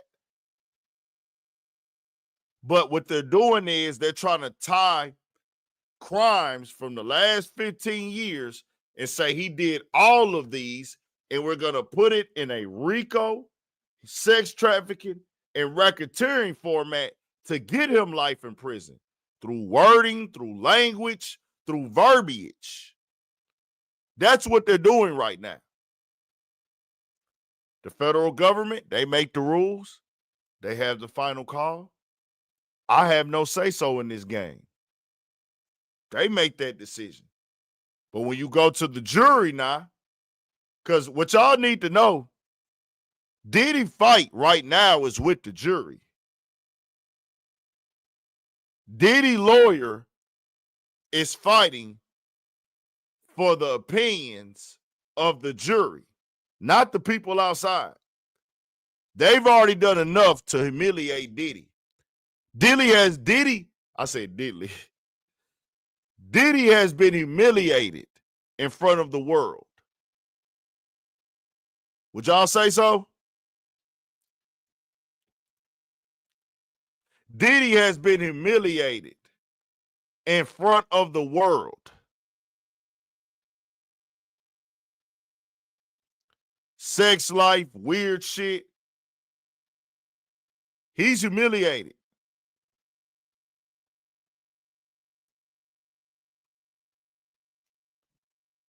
The jury, they've done everything to make him look like a bad person. I don't know what the jury is thinking, because when you serve it up like this, hey, nigga, we gonna spend the whole first week just making you look like a complete scumbag. Well, the first 2 weeks. We gonna spend the first 2 weeks making you look like a complete fucking scumbag. The first 2 weeks, we're going to make you look like a scumbag, Diddy. What y'all think? Now we're going to go to the jury and say, hey, man, this nigga did this, he did that. This makes this a RICO. Find him guilty. Make the jury feel that he don't need to be on the streets and he's a danger to his society and the world and the community. That's how they get guilty convictions, y'all. I don't agree with what he did with Cassie. Did he prey on Cassie? Yeah, niggas prey on females all the time. Was Cassie young? Yes, but she was legal. I don't agree with it. I'll tell y'all, bro, I'm firm on the 38-year-old niggas shouldn't be fucking with 18 or 19-year-olds. I'm firm on that because a nigga, no, like I've been 19 before. Niggas 45, Shannon Sharp, 53, fucking on a 19-year-old. And me, I'm going to speak. I know a lot of niggas, you can have your opinions. I'm going to tell you how to stay out of bullshit. All them niggas always this is that. Cool. All that can be All that can be cool. It can be legal. You could have these theoretical thoughts. You could have this crazy, nigga, they don't got a right. All I'm telling you, why go play with fire? Just go get you an older bitch. Get you a bitch in her mid to late 20s. Because you know that 19 don't sound good, nigga. Even when you're fucking with a bitch in her mid to late 20s, it's going to look away. But fucking with 19 and 20-year-olds and you're in your 30s, bitch can't even buy a alcoholic beverage. Keep yourself out the shit. Diddy $1 billion nigga, bro. What you doing all this weird shit for, nigga? What you doing all this? And you got a right to do what you want to do. That's your choice. But look what come from it. Look what come from it. Why even put yourself in it? Just go buy you some pussy, nigga. Go pay for you 2 hoes. Go pay for you 2 little hoes to suck on your dick and fuck. And be done with that shit. Diddy ain't got to buy no pussy. Hoes is fucking for a lot less. Diddy can come to any hood in the city and go to the spot, and there's a bitch, the baddest bitch in there, or it's going to be a bad bitch somewhere that's going to want to fuck that nigga.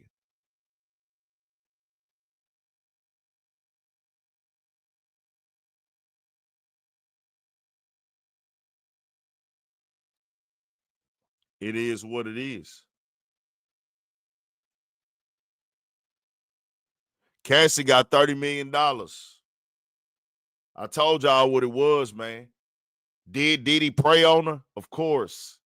Did Diddy say, I'm going to control this little motherfucker? Yes. I'm going to mold this little bitch? Yes. She going to be my little toy. He was treating her like his little toy. Hey, y'all niggas piss on this bitch. I want to watch y'all piss on her. I want to watch y'all fuck her. Then, hey, if I feel like it, I'm going to join in. Let's get on this dope. They getting high as the motherfucking sky. They high as the motherfucking sky.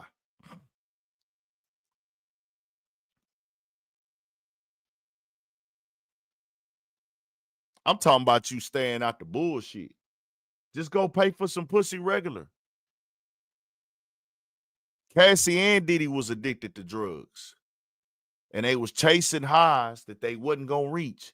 Y'all doing coke. Y'all popping X. Y'all up 3-4 days. Y'all getting... Nigga, they had motherfuckers there to put IVs in their arms.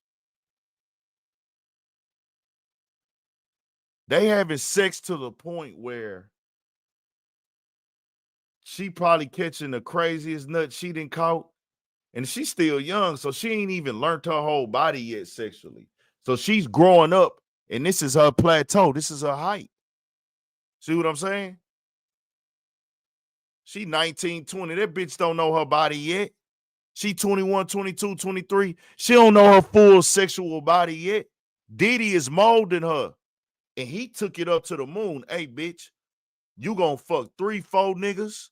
You gonna get pissed on by niggas. I'ma fuck you. I want you to do this, do that, and we gonna get on this dope. Man, that bitch high as the sky, nigga. So guess what? She getting abused, she getting beat, but she can't leave. You know why she can't leave?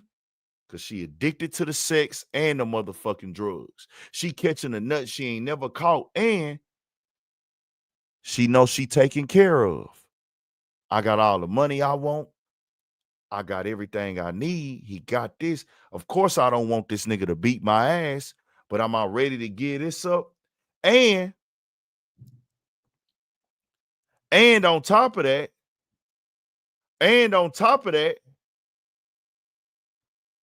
I'm in love with that nigga. Cassie was in love with Diddy, y'all. She still is. She's never going to be able to forget this trauma. I'm telling y'all the real.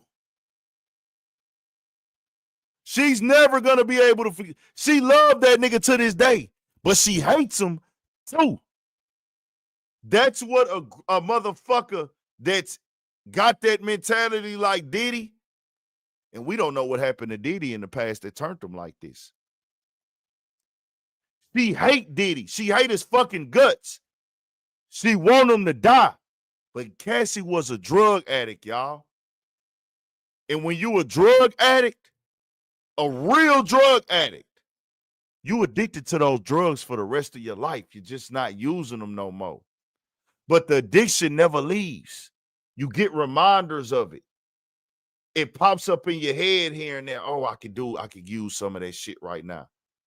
Why? And everybody levels of it are different. Everybody has different levels of addiction. Why do y'all think it's people that go to AA meetings and they ain't did drugs in 15 years?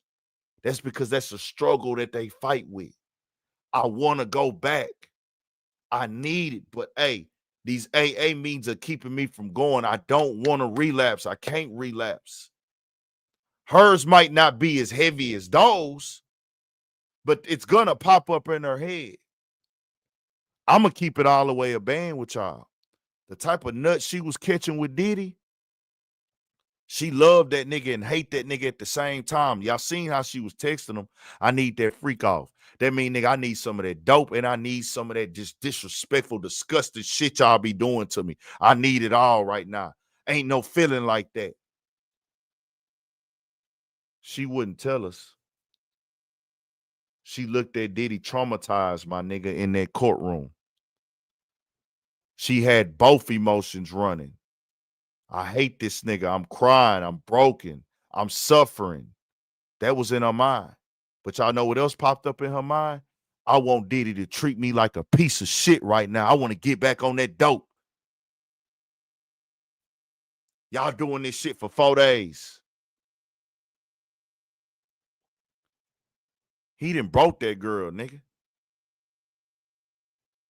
I don't fuck with it. It's not cool. Niggas shouldn't do shit like that at all. He shouldn't have did that, nigga. What if somebody did that to your fucking daughter? That's fucked up. But does that mean that Diddy needs to go to prison for life?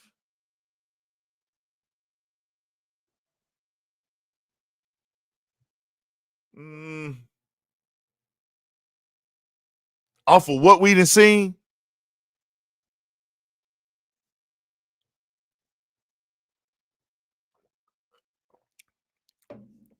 Coochie drop after an hour when you're not on dope and when you ain't putting lubricants all over the place. Oiled up. I need more oil. They can take a break. She young. Cassie was young, nigga. They oiling her ass up. He claimed they was all consenting. We just gotta wait and see. I don't make the final decision, y'all. Cassie got 30 million though. Crazy.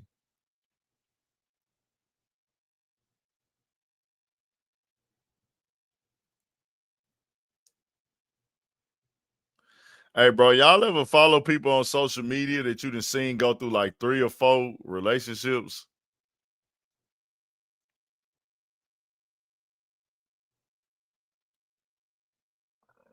Excuse me.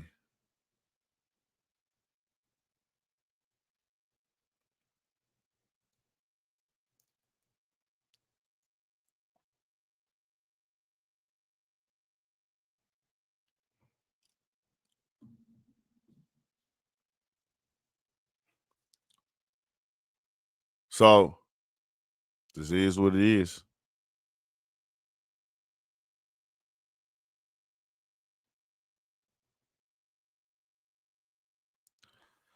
Let's turn it up. Let's move on.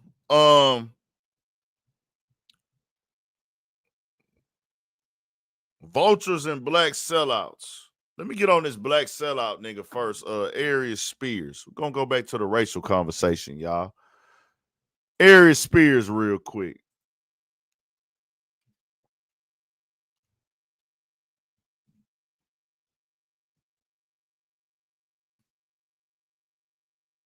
Let's go over here, Aries Spears, because I've been seeing his posts get a lot of reposts, reshares, shit like that.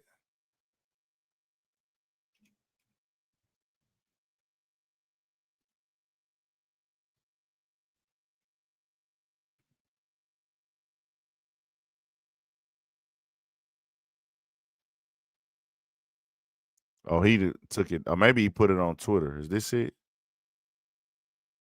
Is this it? Yeah. Another nigga trying to speak for the black community, speaking this whole incorrectly. Caitlin Clark, Angela Reese thing. Black people, I love you, but for the No, love of you God, don't. knock it the fuck off. Stop making this about race. Oh, to be your own people, respect the black queen, you know, why you going after the sister? Hey, this is not about race. Let's play the race card and save it for when we really need it. Otherwise, this is a waste of race. This ain't about race. This is about ball. Who's good and who's not. That's it. So miss me with that black power bullshit. All right? It's about one is good and the other one is hot garbage. All right? Caitlin Clark is bananas. Angel Reese is garbage. And maybe if she cared more about putting time in the gym instead of trying to be a runway model and be cute, we wouldn't have this conversation. So I had to get hip to the fact that this house nigga Aries Spears, he has house nigga sentiments at times. Sometimes he come through and say real shit. But overall, he's done and said a lot of house nigga shit. It's crazy because you a dark house nigga. Them the worst ones, nigga. Dark house nigga because they blend in well. This shit is about race, my nigga. Now, you can try to talk. The conversation of Caitlin Clark and Angel Reese is going to always have race involved because that's what turned up the rivalry. Not because they were both good players or none of that. And you telling black people that it's not about race, the white men that support Caitlin Clark, they don't even respect women's sports. They don't watch women's sports. They don't go to WNBA games. But now they're on social media with full paragraphs and shit to say.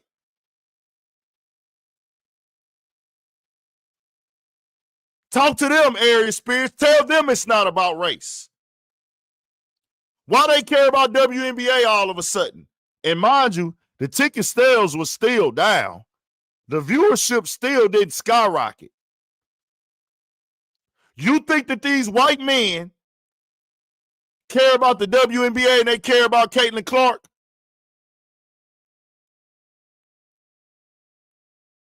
But he's telling the people that this is just basketball. But he's only addressing black people. He's only addressing black people. No, my nigga. No. You don't come on here and say, hey, my nigga, black people, stop using the black card.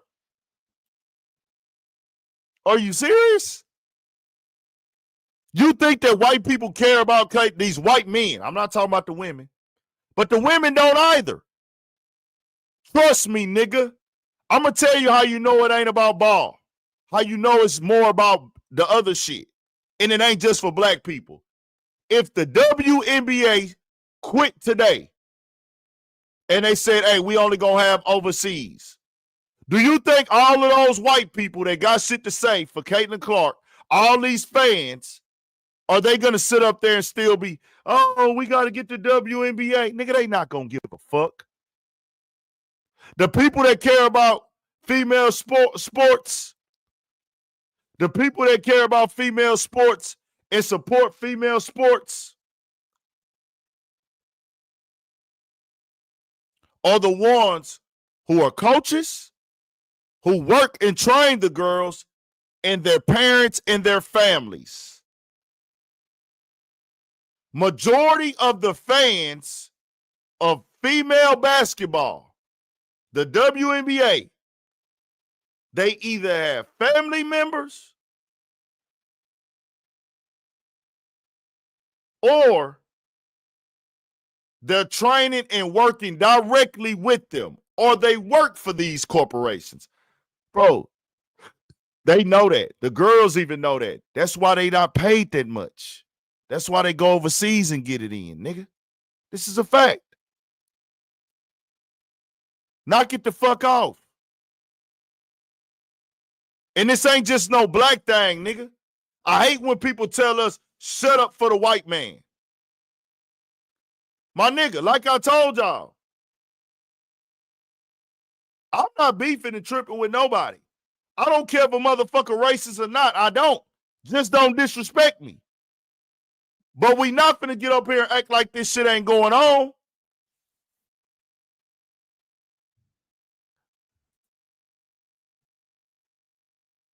But Aries Spears is one of them niggas that's a lost ass nigga. At times he'll have a good point, and I won't take it away from him.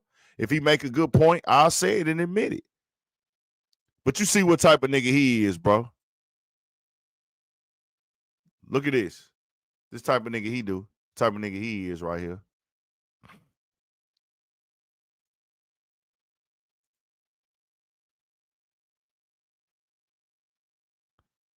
Same nigga that got oiled up, let a nigga act like he was busting him, act like he was letting the nigga bust his back up on, what's that shit?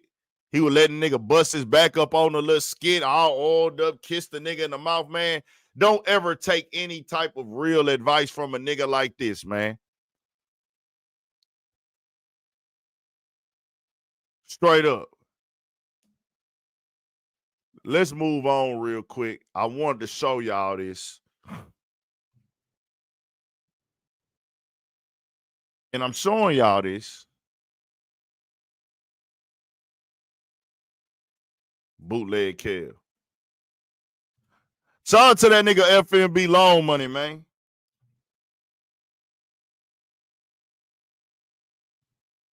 FNB Loan Money. Been doing this stuff. He just dropped a new video. I got to go check that bitch out in a minute. H-Time Texas going crazy. Must be crazy, ho. I'm half man, half amazing, ho. Must be crazy, ho. I'm half man, half amazing, ho. You must be crazy, ho. I want to go to this specific clip right here. I don't give a shit about none of that street shit or what you street niggas got to say, how you street niggas Get feel. Memorial Day This savings is all why I month at keep Tread telling House y'all Nissan I'm not in a street Tomball. nigga, because street niggas, not all. You back. Not all. When you get to a certain But a point. lot I of don't wanna street be niggas, 40. I don't want to be seen as a street Honestly, nigga. no Niggas one think I wants to say I'm think not a about street HIV, nigga but there are because things I'm that like, everyone can do to I help want to be prevent it. seen. Nah, It nigga, I'm not starts no with getting fucking tested. square. I don't even, I'm a civilian, nigga. I'm not no fucking civilian. We've never said that in our lives, in our community. That's some shit that just came on the internet within the last 7 years. Within the last 7 years. Oh, I'm a civilian. I'm a civilian. No, my nigga. Black people ain't never walked around saying we civilians. That's some internet shit. I want everybody here that is black and in their 30s and 40s, people that's older, in y'all 40s and 50s. When have we ever had it a part of our community and our culture to walk around and say, man, I'm a civilian, I'm a civilian, I'm a civilian? That ain't never been no shit we ever did or said, nigga. We don't use that verbiage to describe ourselves. We ain't, so why is niggas doing that now? I can tell you why I want y'all to know I'm not a street nigga. Because a lot of these niggas that are street niggas, they subscribe and live with an ideology of dumb shit. I don't want to be seen as a street nigga because I fuck with intellectual street niggas. I know intellectual street niggas. I rock with and got relationships with niggas from the streets who been in the streets, who done prison time, everything. That's good, solid niggas. Facts. Went to elementary school with them, went to middle school with them, went to high school with them. Knew them as grown men. Everything. Whatever trials and tribulations a nigga went through, you still 100 if you 100, my nigga. But the reason why is because I'm not finna subscribe to the idiocracy that most of the internet people, when they hear street nigga, They think, oh, you need to have shot somebody. You need to have killed somebody. You need to have robbed somebody. You need to have sold some crack. You got to be part of a gang. You got to be ready to crash out. Fuck no, nigga. Fuck no, nigga. You niggas not finna tell me about my community, my people, my culture that I've been around my whole life on the internet. Nigga done seen it all under the sun, nigga.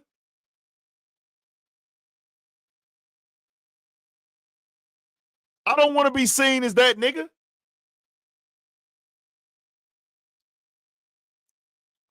I don't give a fuck about no prison. I don't give a fuck. Hey, bro, appreciate the love, MAS, but stop typing. I don't know if you're spamming, bro. You good, G. I appreciate it. I appreciate it. But yeah, you can stop typing the 100s. I don't want it to come off as spam. I don't want it to be spam, G, but I appreciate it. Nigga, it's street niggas I know, nigga. I know they mamas. We went to the same churches. We went to the same schools. A lot of the niggas that turned out to be stomped down street niggas, I played basketball and football with them niggas. I played basketball and football with them niggas, man. And you can wear that. But no telling, no snitching. That ain't have nothing to do with no street shit with us, bro. Let's not let these people come in our culture and our community and tell us how to think and move. And 1090 Jake is the reason why. He's one of the reasons, right. Right. I say that. 1090 Jake came in the game doing his stuff. I'm a nigga that used 1090 Jake videos before. When it became a trending topic, I don't sugarcoat it to y'all. I use the trending topics to get the attention to the channel. This is not sugarcoated. I'm going to put my message on those topics because that's where everybody looking at. I'm going to use those topics that are trending in the media and in the hip-hop news or world news because this is where the eyes are. This is what is interesting people. Let me cover that. We're going to give y'all the facts on that, but then let me give y'all some real game. That was my blueprint since I started. He's somebody that has been a trending topic in the hip-hop realm several times. When he did the Freako nigga worldwide and got him out of here, I saluted him and respect him for that. Because I was like, something ain't right about this nigga. The first time I saw him, it's crazy. I be having a pretty good judgment of seeing how niggas move, how niggas interact. I look at the landscape and the layout and I say, bro, who the fuck is this Miko worldwide nigga? He's weird as fuck. And I said, this nigga really gives me cop vibes. Turned out he fucks with boys. And he was like, damn near security, some shit, whatever. All that. He took him down. He the one that got him up out of here. Good. I still was always like, you doing what you doing. We talking about conversations. You trending. You going up. Do what you do. I have my opinions about you because I see you're a white boy claiming blood. And I'm like, when I see it. And that's your presentation. That's your story. That's why people are fucking with you. Your viewership is not here if you're not a white boy and you're not a blood. That's your niche that got people to tune into you. Did he make the content entertaining? Yes. Did he make good videos? Yes, he did that too in a way. He did that. But that's not why the audience is buying into you. Your audience is nowhere near the same if you're not a white boy claiming blood. It's not. Then you had another piece of sauce to put on top of it with the paperwork shit. So early on, I spoke on a case that was trending online, and I didn't get into details about it. And I said, frankly, I don't know. I said, y'all can look that up if y'all want to know. Somebody came in my comments, and I think they came back on the stream too, because I responded to them in the comments. This may be like 2021, maybe whenever. I don't know what year exactly. They said, you need to go get that paperwork. And I said, what? Go get the paperwork. It's on the internet. I said, hey, bro, if it ain't all over the timeline, I'm not going to have it. I don't give a fuck about a nigga paperwork I don't know. I don't know. What you mean go get it? Well, if you're going to be a blogger and you're going to be a journalist, you need to go get the paperwork from Pacer to make your videos more official. And you need to do real journalism. I said, hey, nigga, I don't call myself a blogger. I don't call myself a journalist. I don't call myself none of that shit, my nigga. I get on here and pop my shit. I talk my shit. Nigga, I do it all. I told niggas I've done hundreds of interviews, hundreds. I cover all news. I podcast. I've been in the studios working with the artists. Been there, helping artists select beats, giving artists blueprints, connecting artists with cameraman, all that. I felt like calling myself a blogger is minimizing me. Because I had a goal to not be seen as a blogger. I wanted Ant and Urban Politicians just to be a situation. Call me a media personality. Even though we know Joe Budden is a podcaster,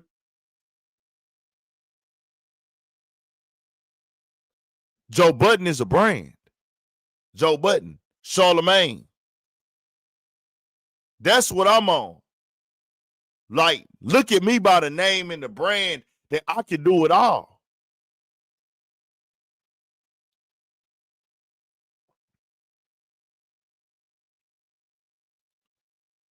I want my shit to be Ant is Ant, which is Urban Politicians is Urban Politicians. He's a collective. I'm a motherfucking brand. I ain't never went, oh, I'm just a blogger. I never was on that. I was never, oh, I'm just a blogger, or I'm just a media personality. Because I do it all, my nigga. So, somebody that does podcasts is somebody that's a podcaster. There is nothing wrong with being a blogger. But I never looked at myself as a blogger because it minimizes everything that a nigga do. It's niggas that call themselves bloggers and you don't know what they look like. They have no YouTube videos. They only post on Instagram. And they're called bloggers. I'm up here making 2 and 3 hour videos. I'm in the hood streaming. I done hundreds of interviews. I done sat in the studio with artists for 3-4 hours while they working on their tape. I done linked up with the cameraman and put them with artists. I done got in the car and drove across this country. I done went to Detroit. I done went to LA. I done went to New Orleans. I done went to Fort Worth. I done been to Mississippi, Alabama, Atlanta, Miami, doing interviews. So when you say I'm a blogger, it minimizes everything else that I do because another nigga call himself a blogger and he don't even pick up a camera. He don't even pick up a camera. He don't have to. He does not have to pick up a camera.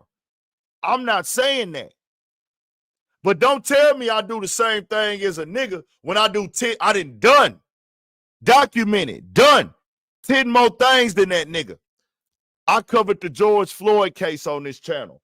I covered the Ahmaud Arbery case on this channel. I covered the presidential election. We got hours of streaming on this channel of that.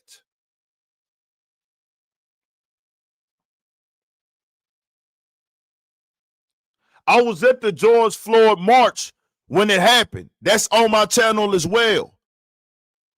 All that shit. I'm outside, nigga. So I don't like to just limit myself. Oh, he just a blogger. Nah, nigga, I does it all, nigga.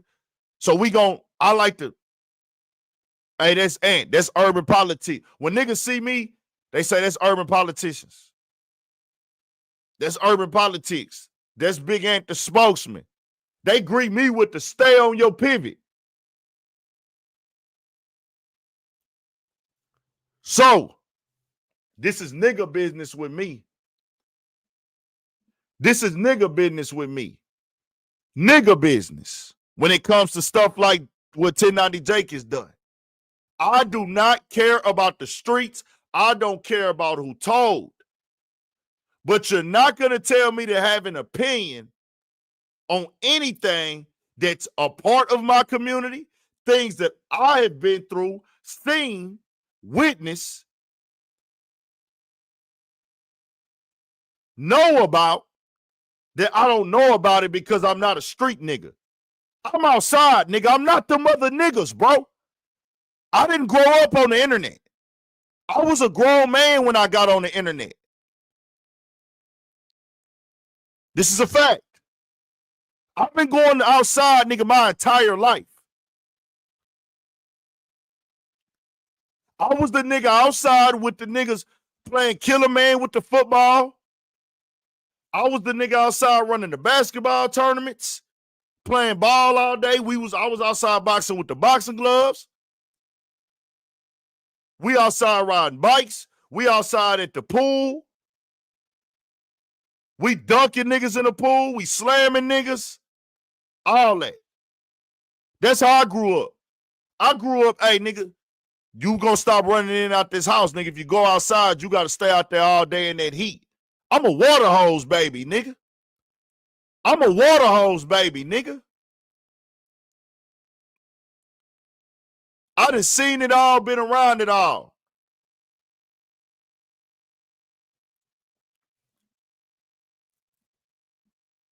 Nigga, my granny house in Louisiana was, nigga, my granny was the Kool-Aid and candy lady. We was the cool cup house, my nigga. We are one of the few houses in the neighborhood out there that had a basketball goal. The whole hood used to be in our backyard. Nigga. Documented facts. Alexandria, Louisiana. The projects was right behind my grandparents' house, my nigga. You can see them from, you can walk. I could walk 3 minutes, not even 3 minutes, a minute. I could walk the long way, or if I want to jump the gate, I could go right there to the projects and walk in them hoes. That's how close they was. Facts.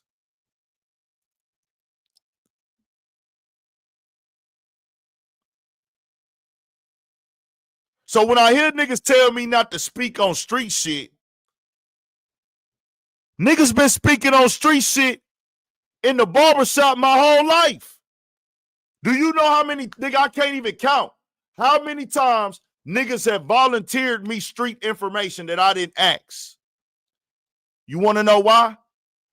Because they know me and I grew up with them and they know I know about the shit. They know I'm not a gangster. They know I'm not stepping and killing, but they know, Ant, nigga, I've been knowing you since elementary, nigga. You know what the fuck going on. Hey, Ant, you know what your collar got shot last night, huh? Hey, Ant, you know what your collar got robbed last night, huh? Hey, Ant. Boy, they say, what your collar done told on some niggas, Ant? Huh? That shit ends right there with me, because I'm not finna do nothing about it. I'm not doing none of this shit, but I know about it. Them niggas there gonna come tell a nigga about this shit, nigga. This real facts. So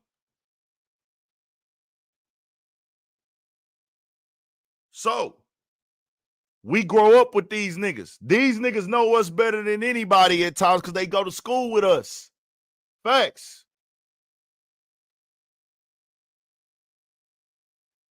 Some of this street shit, y'all call it the sidewalk, but y'all don't do y'all street shit in private.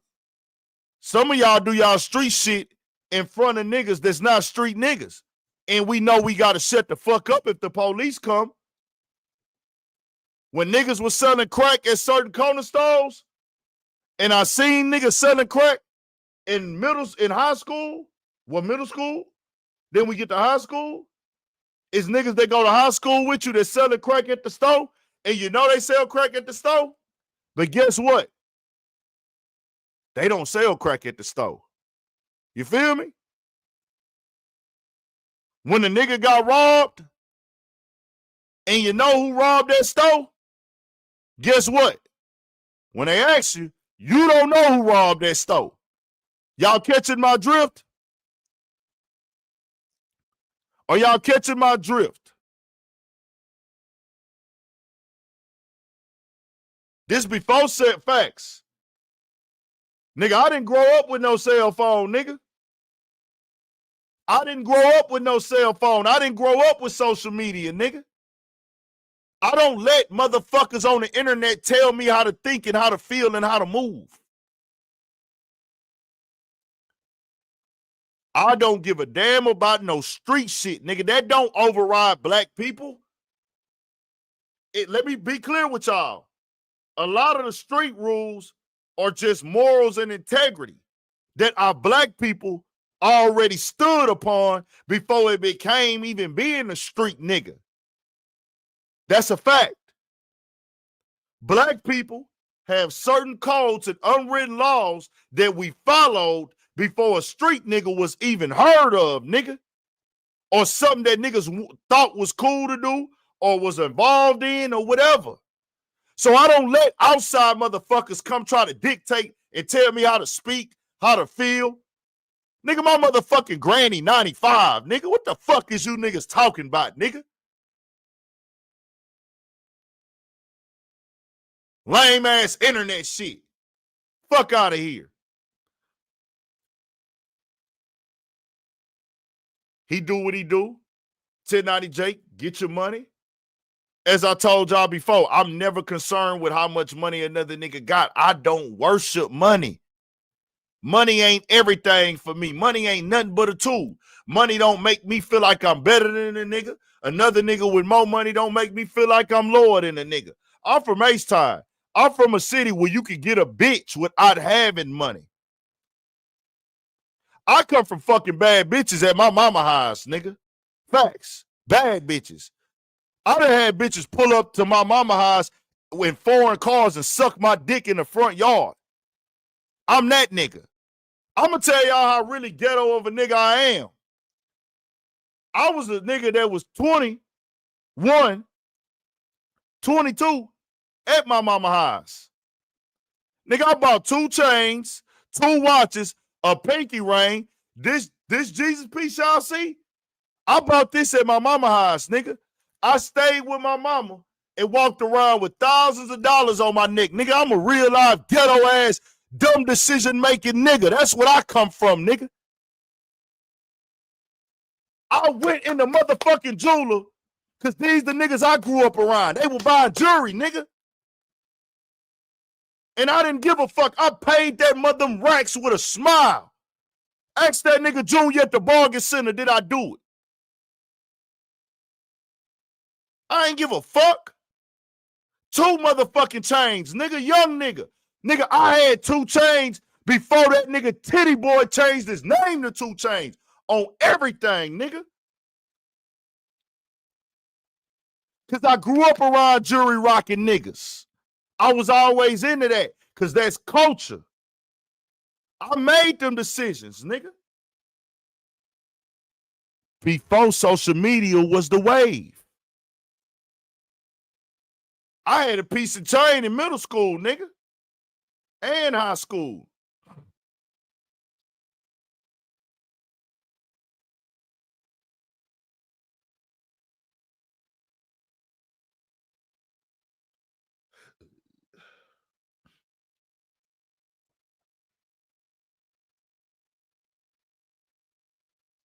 Oh, we got some bullshit going on. I'm gonna have to get into it.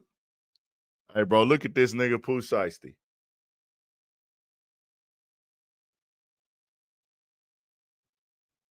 Man, Pooh Shiesty finna go crazy when he come on.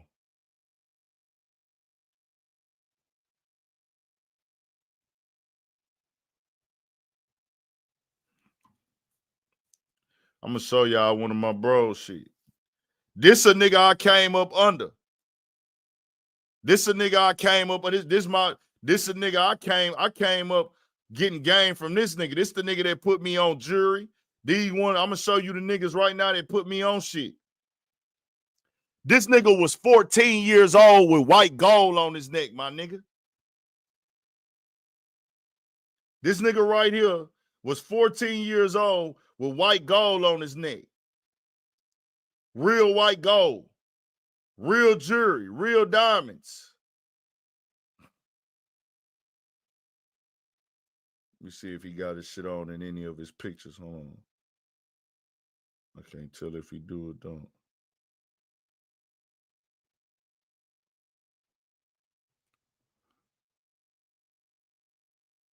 This nigga right here. I watched this nigga as a nigga in middle school go buy real gold jewelry. When I was in elementary. This my brother to this day. Man, you niggas, the internet didn't raise me, nigga. I grew up outside with niggas.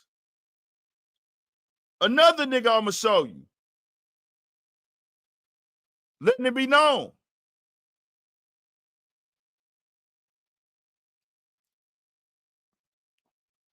These niggas older than me.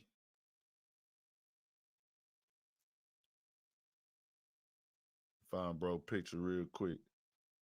I know at one point he had a picture with my shit on. Might have took that on. I don't know, man. I think he took my shit off. I can't find. Maybe he put that how it was on Facebook, maybe. Look at this, my nigga.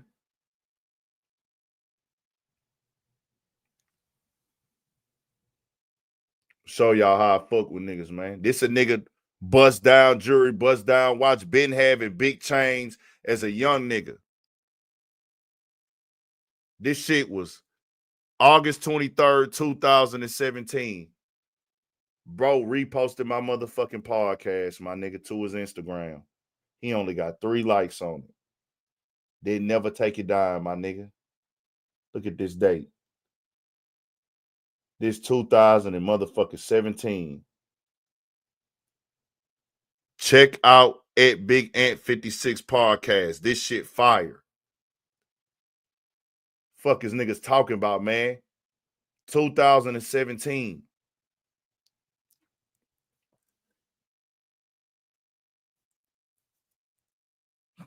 So let me just let niggas know where I come from. Let you know my background, nigga. I don't give a fuck. It was certain niggas when I went and copped all the jewelry at my T-Lady house. Man, why that nigga got all that jewelry living at his mama house? Nigga, I don't give a fuck, nigga. I'm on that shit, nigga. This is what I want to do with my money. Oh, well. Let's move on. I just said all that to say, ain't no nigga about to tell me about me, bro. Ain't no nigga finna question my relative, nigga. Nigga talking about, nigga, I'm young nigga going in the jewelry store, nigga. Paying thousands for shit, nigga. Fuck is you niggas talking about? Before it was a trend. Before everybody did it. Before everybody was bust down, I did that shit, my nigga. This facts. Before everybody was busting shit down and before everybody had the same jewelry. Now it be niggas that don't even grow up like that. They just learn it from social media.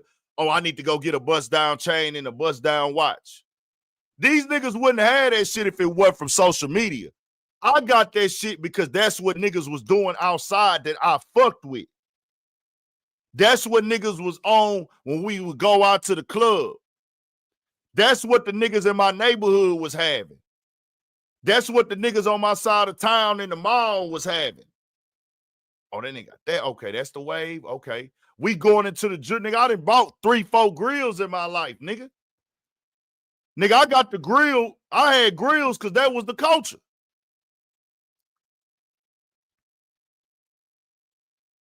Now, with this right here, the issue I have is not with 1090 Jake personally. I don't know him personally. It's with the system.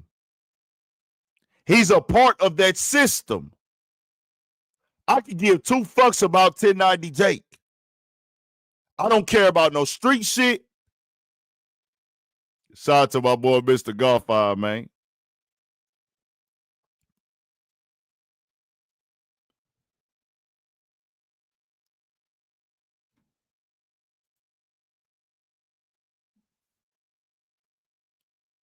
$10.90 Jake. I don't care about $10.90 Jake. I don't. I care about the system. He's a part of the system. And the system is white supremacy, systematic oppression, and the mindset white is superior. The mindset is I'm white and I say so, and you niggas need to follow what I say because I'm white.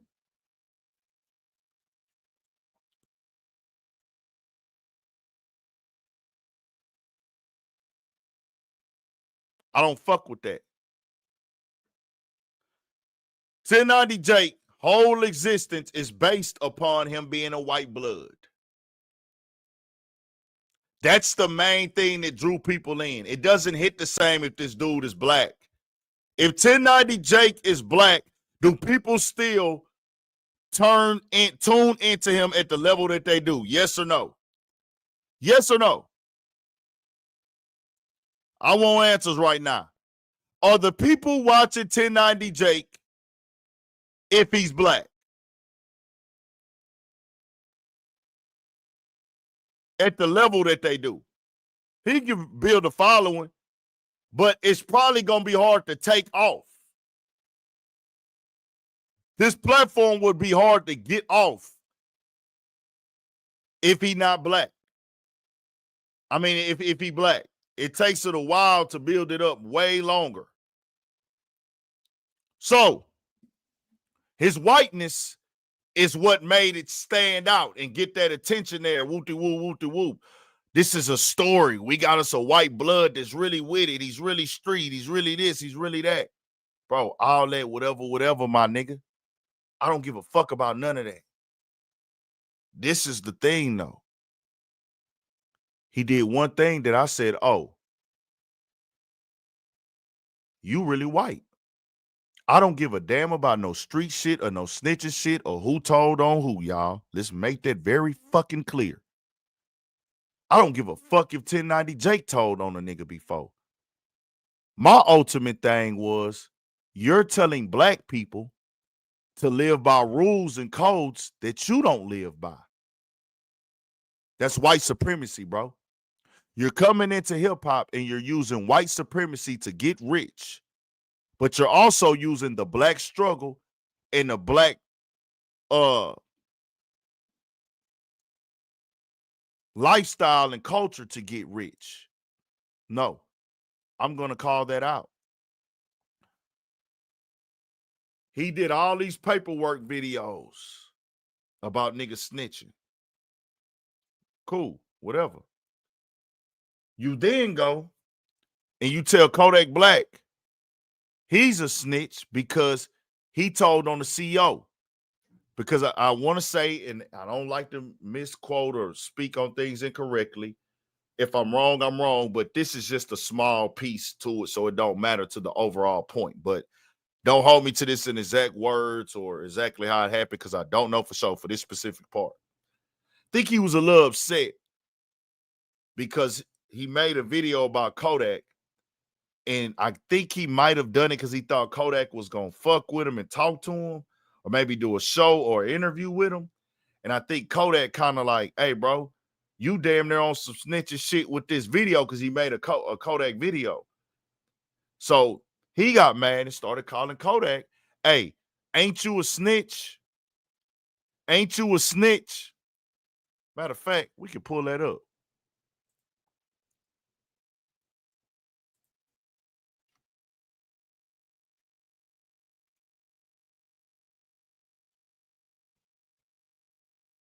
This is why I don't let these street niggas tell me a goddamn thing. Because ain't none of these so-called street niggas come tell him shit. When he did this, did Kodak Black turn his back on the streets?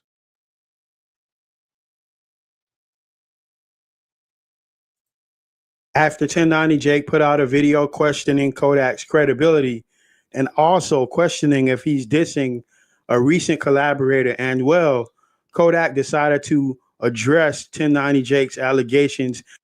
All that stupid shit though. I ain't know you was saying like, oh, I'm saying about when I said the shit on the song, like, ain't like you out here to let me going in on verse, me going on the I ain't know he was trying to rip like that. He explaining himself in the song, basically like he knows he fucked up. If I was fucked up, I would have never did this shit. And then you putting the shit on the beginning of the shit, like, oh, he this and what? Y'all don't even know what the fuck going on. So why y'all speaking on shit y'all don't know? You snitching. After 1090 Jake put out a video questioning so Kodak's he told credibility, 1090 Jake he was snitching, questioning if he's dissing. That was when him speaking on this or whatever. Kodak gonna pop his shit, do what he do. Let's do an interview. Yeah, this is what happened. Okay. So Pete, we gonna let's do an interview, Kodak. This is bigger than just me doing a video. You just know this bigger than him doing the video. People like the person that he has from. I'm a realist, bro. Like, I'm a realist. Like, share, subscribe, and leave. After 1090 Jake put out. Speaking. See, this is why. Like, this guy came and did something to me. See, this is why rappers fuck with me. They DM me, they FaceTime me, but they don't want y'all to know that they fuck with me. Because if I do a video on them, they're going to act like they never fucked with me.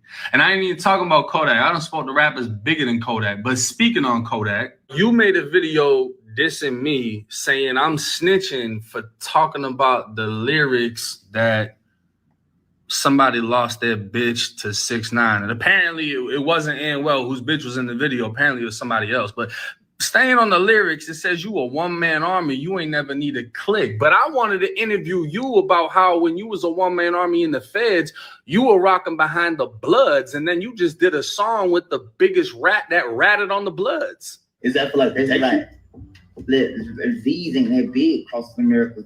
Now, I didn't even say nothing about this dude saying that you was in protective custody in the feds and you never even hit the yacht in Big Sandy. I didn't even talk about that. But there's a lot of people that would hit me up after the video. See, this is why rappers.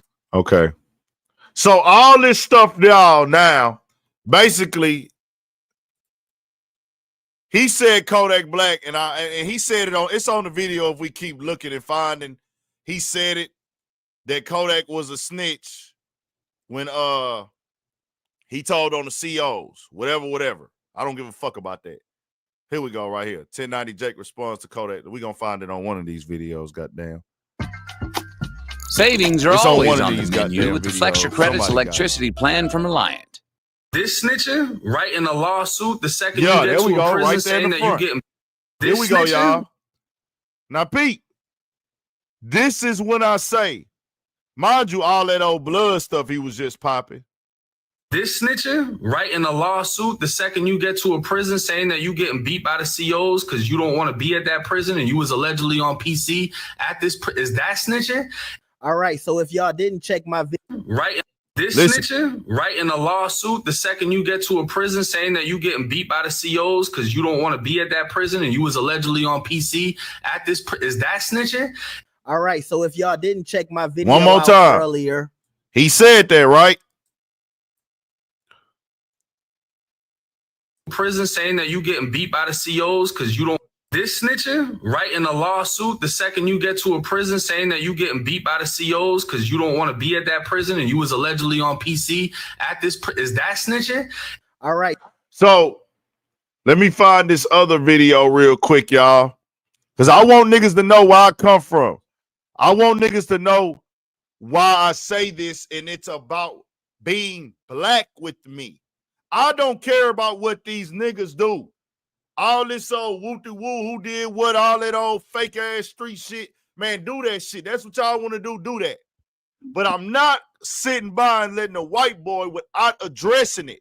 I'm going to address it. I'm going to call it out. That's it. Hey, fam, we don't need you coming in our business and our culture as niggas. You not our family. You not our friends. You none of that. Don't come into our culture and suck it dry and tell niggas what they need to follow, acting like you're speaking up for the Bloods and all this and that. Because I already know you're going to drop it and leave it one day, as he's doing now. Nah. He got caught up in some shit because he wrote a letter. Hold on, 1090J. What the fuck? I'll just put snitching or something. They started putting a snitching jacket on him because he wrote up one of those letters to the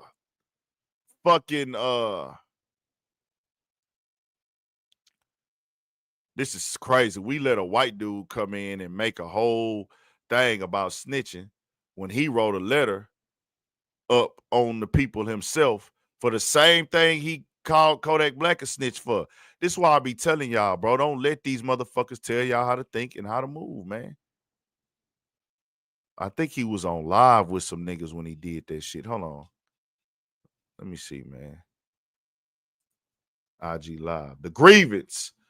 1090J explains why his violence of grieving isn't snitching. How was it not snitching when you wrote the letter?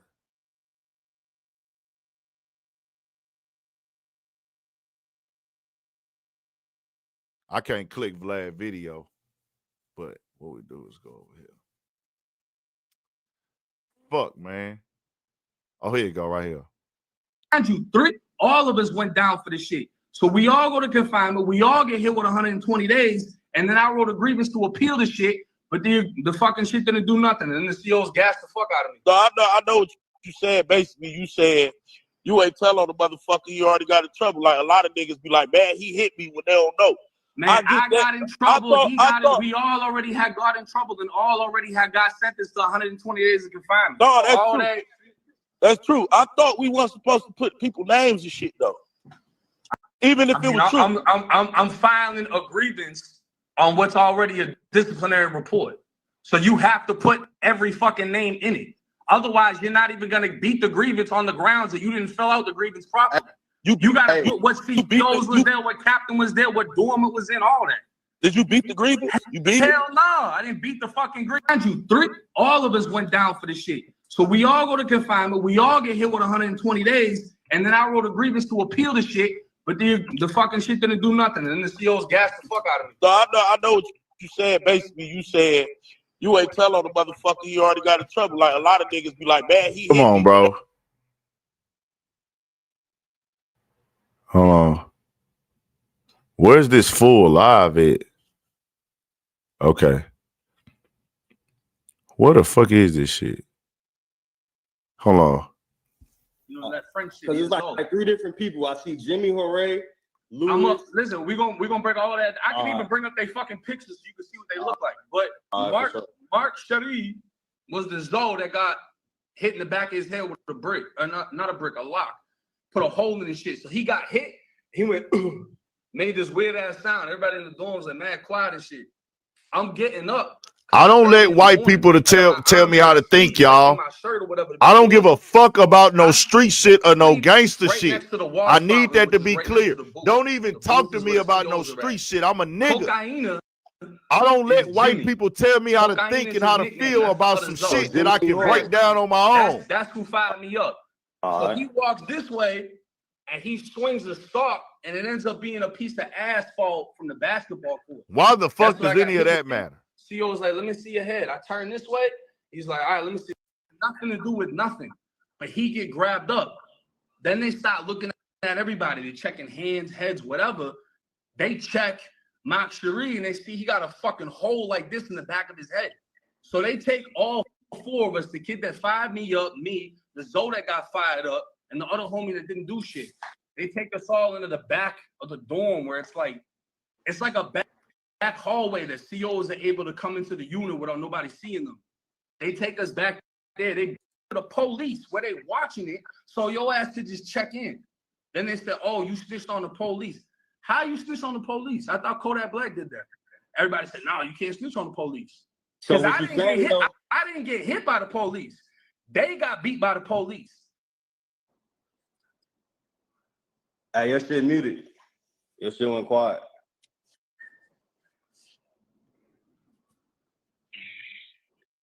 If you look on the paper from the grievance, it says February 4th. If you go look at my disciplinary reports, Yeah. I got them bitches right here. So you did. So you basically saying that grievance, or you know what I'm saying, the statement that people seeing is not no forward shit or no fake shit. No, I wrote that. So you definitely wrote it. They were like, oh, it says Mark Cherry. Nah, Mark Cherry is somebody else. That was a Zoe that got hit in the back of his head. He's from fucking from Broward County or something. So they gonna be on you. They're gonna be like, so I thought, you know what I'm saying? I thought niggas ain't supposed to write nothing. You're supposed to not talk to the police and say shit.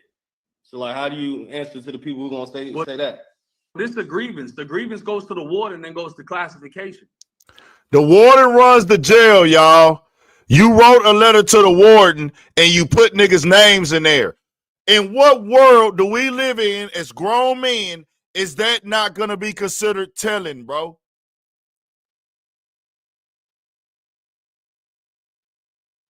Now, I don't give a fuck about this shit in the terms of what y'all care about it for. I don't give a damn about none of that street shit. I'm trying to get to the part where he said that he reported the COs. Y'all just seen where he said, ain't that snitching when Kodak Black told on the jail? He said that already. He said that about Kodak Black. So this is how you get out of confinement. We all got to confinement and we didn't do shit. This ain't no fucking, you know what I'm saying? But you look at this right here. Participating in the aggravated assault on the inmate. So when that shit happened, they ended up coming to my door, not the warden, but the captain and all the COs that was involved in the grievance. They came to my door, they bucked me on my food, so they're like, we ain't giving you shit. And then they gassed the fuck out of me for the same incident. So I ended up going through it with the police about this whole situation. And none of us got out of confinement. So I ended up getting 30 days for each one of them. So that's 60 days for them 2 DRs for going through it with the police, and then 120 days because Buddy crashed me. So I went to confinement because of Buddy. 2 other people went to confinement because of Buddy. We all got sentenced for this shit. So you saying though, like the grievance that you wrote out or whatever, you had to write that shit in order to get out of confinement? Like that's like a mandatory thing, or you was just working your move or something? I'm gonna be honest with you. Nobody really gets out of confinement. If you get so why did you write it? Yeah, it's pretty much not gonna get out. Answer the fucking question. So I wrote that shit up like, look, ain't none of this shit happened. None of this shit's true. I had to sit in the room handcuffed while they beat the fuck out of both of them boys. And even though this is dude I'm at war with, and he just fired me up, I don't want to see nobody get flipped like that. You know, I'd rather do it to you than fucking watch the police do it. Because they walked in and put their gloves on and beat the fuck out of them. My bro that got locked up that didn't do nothing, his face was like this here, way the fuck out. And I spoke on this, like this video that I got right here. New story, this ain't none. I've been put all this shit out. Motherfuckers is just trying to jump on. So look, but you 1090J. So they like, nigga, 1090J, anything with your name on it with some paperwork. Man, listen, they don't even gotta listen to me. I got homies that's in this live right now that want to come on here that was there when shit happened. I got a homie that's in Georgia. Man, we don't need to hear from them niggas, man. When it happened, he the one that told me not to get off the bunk. So motherfuckers that was in the dorm, no, it's like you get shot and, you know what I'm saying? All right. So you try to say any little thing, they already know who did it. He did it in front of Troll. If anything, you put 3 other people in confinement with what you did. Nothing that we was already in that bitch and sentenced. Yeah. So it's like the important shooting them comments a lot. The niggas that's gonna be like, but still, like, all right, so explain what the difference between a grievance and a statement is. The niggas gonna like, that's still telling if you write some shit out. You know what I'm saying? So like, break that down. Your statement is gonna be whatever you initially fucking, they just wrote it for us and like forged our name because we all got cuffed up. Because I was one of the ones that got taken to medical and the other 2 did. Yeah. So a grievance could be anything, bro. Like you got whatever, you know. But a grievance is like, you have to write that grievance out, or like that was some shit that they came to you with. Like, how did the grievance even? How did you know what I'm saying? Because some niggas right now they saying it's not a grievance. I requested the grievance. So you did request. I requested. Yeah. So normally, if you request a grievance, you pretty much signing up to go to war with the police. Yeah. Because they know you're gonna be complaining about something they did. So when you go for a grievance, you're signing up to go at it with the police. That's really who I went through it with. So that's it's a complaint towards whoever's in charge of you. That's how the shit popped off. That's why I got my ass fired up by the COs. They came through and they hit me with the riot can of gas and burnt all the skin off my side. You know they're gonna be on you though. They're gonna be like, send that. Yeah, but they on dick though already, because I can show them all type of shit. We don't give a fuck about none of that. Look here, bro. My only issue with this is this nigga said Kodak Black was snitching for telling on the COs. But he did the same thing, and it's not snitching when he did it. This is it for me. I don't need to explain nothing else. I don't need to talk about nothing else. When Kodak Black did it, it's snitching. But when you do it, it's not snitching. That means that you telling black men that they got to follow rules that you can do the same thing on, and they don't matter for you. That's white supremacy, y'all. That's white supremacy. White supremacy. I don't give a fuck about none of that street shit. I don't want no white man in America telling a black man he got to abide by something that he don't abide by. Simple and plain. All that street shit, watered down bullshit to me. Because I wouldn't give a fuck if you was telling a nigga to cross the street. If you tell a nigga, hey, you can't eat here, but I can eat here. No, nigga. No, nigga. If you tell a black man in a place, society, or environment, he got to follow rules, and if he don't, he da-da-da-da. But then, when it's your turn to do the same thing, oh, nah, man, I'm da-da-da-da. That shit don't matter. This ain't da-da-da-da. Man, fuck that, nigga. This ain't no street shit with me. But I know it's niggas watching who can't understand what I'm saying because y'all niggas let the white people tell y'all how to think. Y'all let the white people tell y'all how to feel. White is always right with you niggas. You niggas secretly hate your own goddamn skin color. Man, wake your bitch ass up. All that blood shit he was just popping on that other clip, all that blood shit he was just popping, let's see where he at with it now. When I seen that shit with Kodak, I put it up. I said, hey, bro, this don't fly with me. This don't fucking fly with me. This is white supremacy, my nigga. This is, hey, I'm in y'all niggas shit, and I'm telling y'all niggas what to do. And I done heard them say nigga. I tell niggas, hey, if a white boy can say nigga around y'all, that's cool. If y'all let a white boy say nigga around y'all, that's cool. But that don't go everywhere. And you can't tell no other niggas how to feel about these white boys saying nigga, because they not niggas for one. They not from our lineage. They ain't from our history. And they put white on the paper. They're going to use both sides. They're going to play in our faces. I'm going to drop the link in a second. They're going to play both sides. They're going to play the white boy card when it's beneficial, and they're going to play the nigga card. We don't have that option. Why the fuck are we letting somebody come in our shit and tell us how to feel? And we giving them the option to play both sides. When the money come, they gonna switch up. They're gonna grow up and say, I don't want to do that shit no more. We don't have that options. We niggas from the day we born to the day we motherfucking die. That's a fact. We niggas from the day we born, we niggas to the day we die. He can wake up tomorrow and say, I don't want to be a nigga no more. This is what 1090 Jake is doing now for y'all niggas.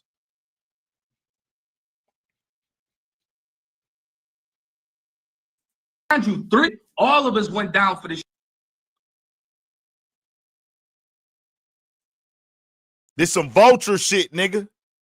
This is what the vultures do. They come over here, they find weak niggas that they can mentally control, finesse, run game on, tell a bunch of false-ass, fabricated-ass stories, put this character on and cosplay. Try Zero free. So they back away from it and say, try to act like they change it for the better. Nigga, no, you not. I didn't see you there. I'm UFC fighter Michael Chandler. When it You comes to changing for polishing yourself, championship- nigga. You done got like what you you brought needed up, out of I'm a- niggas. Now it don't matter. Listen to this bullshit.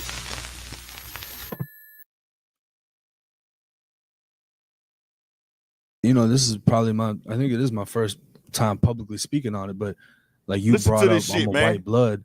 None of that shit's on my Instagram anymore. All the pictures are taken down, all the fucking, like I turned 30 and I was just like, this shit doesn't serve me. You know, it made sense in prison. Brotherly love overriding oppression and destruction. I'm broke, you're broke. We come together, we eat. They want to fuck us up. Well, we're going to fuck them up together, you know? Y'all let somebody say this type of shit to y'all. Oh, this made sense while I was in prison. Whoop-de-whoop, brotherly love override. Man, bro, you're fucking white, my nigga. Fuck out of here, bro. Nigga didn't give a fuck about you niggas. He used you niggas for a fucking opportunity, bro. For protection, probably. I don't fucking know. Whatever. Maybe he did think it was cool at one point in time. Maybe he did. Out here, it doesn't make any fucking sense. It don't make sense. Why am I risking what I got going on to portray? I'm not out here sliding on shit, doing shit, you know? So it doesn't make sense. And then not only that, but it doesn't make sense, but the blood and being white is why you are where you are. If you don't have the blood attachment and the white boy attachment and the blood's backing you, the people don't fuck with you the same, my nigga. Am I lying? How can he motherfucking come out and be who he is without the bloods being supportive of him? If he can't claim blood, does this stuff hit the same?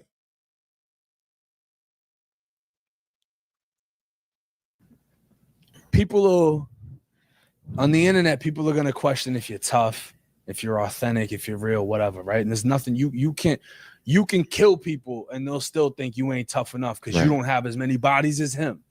You know, it never ends. For me, my what got me was, you know, traveling and meeting people at the top of the food chain within the, you know, and seeing like, damn, you ain't Scarface, you ain't fucking loaded. Like a lot of the people that started Blood back in the 90s on the East Coast of New York are all broke and fucked up. A lot of the big homies. Look how he moved his hand, y'all. This how, listen, I want the Bloods. Watch what he does. So if you're 40, 50 years old and your life sucks. Now they life suck because they ain't got money. Up. So if you're 40 in New York are all broke and fucked up, you ain't Scarface. Watch the hand gesture he makes. A lot of the people that started Blood back in the 90s on the East Coast of New York are all broke and fucked up. A lot of the big homies. A lot of the big homies. So he was just pushing this Blood stuff 2 years ago, y'all. 2 years ago. And I was the nigga saying, hey, bro, this nigga not really with that shit. That nigga's using this for opportunity. I got called a hater. I said he's going to denounce this shit. I said this 2 years ago. He is going to denounce this shit. Now it's, oh, they all fucked up. This shit was never about who got the most money. Who supposed to be rich and not be rich. How much money you got compared to what they got. That's not what being a Blood was about, my nigga. That ain't what being a Blood was about, and I don't need to be a Blood to know that. I got called a motherfucking hater 2 years ago when I said this nigga was gonna switch up.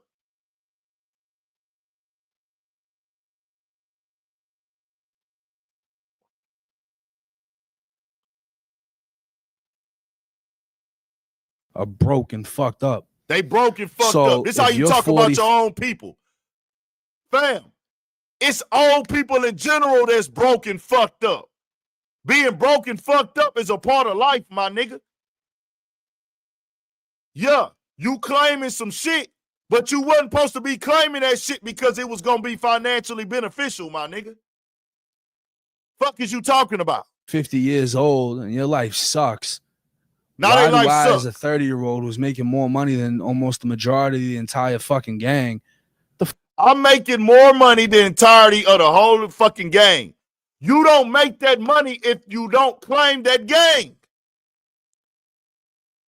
It's 1090 Jake, who he is today. If he's not, bro, his name is named after blood. What are you talking about? Ain't his name a blood number or something? Somebody let me know. Is his name a blood number? Ain't his name a blood number?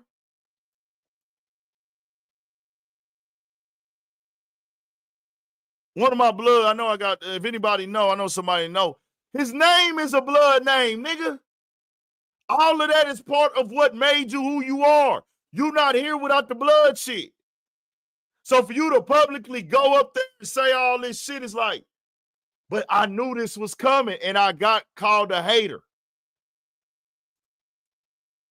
fuck am I doing over here? It doesn't make any sense. And then don't make any there's sense kids now. out of Boston that are cranking up lately. The comedians. Now look. And the guys. And then there's some kids out of Boston that are cranking up lately. The comedians. And the guys at the sandwich shop. Yeah. It's my dogs. So they linked up with Mark Wahlberg, and they're funny. I follow them. Yeah, they're doing what they're doing, and like I had asked one of them, like, "Yo, tap me in with Mark," and I asked him, and I could tell he was kind of cautious. Obviously, like that's a big, it's a big layup. Yeah, it's a big layup, but at the same time, it's like I had to look at myself, like, wait, who am I? Who is he presenting to Mark Wahlberg? And I looked at my Instagram, and it's like it's banged out. It's me with 30, 40 people with red flags, this and that. It's like I make him look bad, even presenting that. You know what I'm saying? So now you make him, you worried about what Mark Wahlberg think. The dude that didn't help you make $1. The dude that you didn't, these bloods is the ones, you had them bloods around for the look, nigga. You got popping off of they shit. Now you care about what Mark Wahlberg think. A nigga you don't even know. Because he from Boston, you from Boston, you want to get a bag now. I already solidified who I am with what I've done and everything else. The shit, like the N-word and everything else, all it does is hold you back. So now all the N-word does is hold you back. You see that? I want you. This is for you niggas. I don't give a damn about what he got going on. I'm going at the system. I'm going at the system. This for you niggas who okay this shit. All the N-word does is hold you back. Now, I don't want to be associated with that N-word no more. All it do is hold the nigga back. What are we talking about? This why we be like, nigga, fuck all that letting them say nigga shit, nigga. They gonna do the white supremacy shit. I got what I wanted from you niggas. I turned my shit up off you niggas. Now, I don't need to say that N-word, man. All that shit doing is holding me back. All the OGs is all fucked up.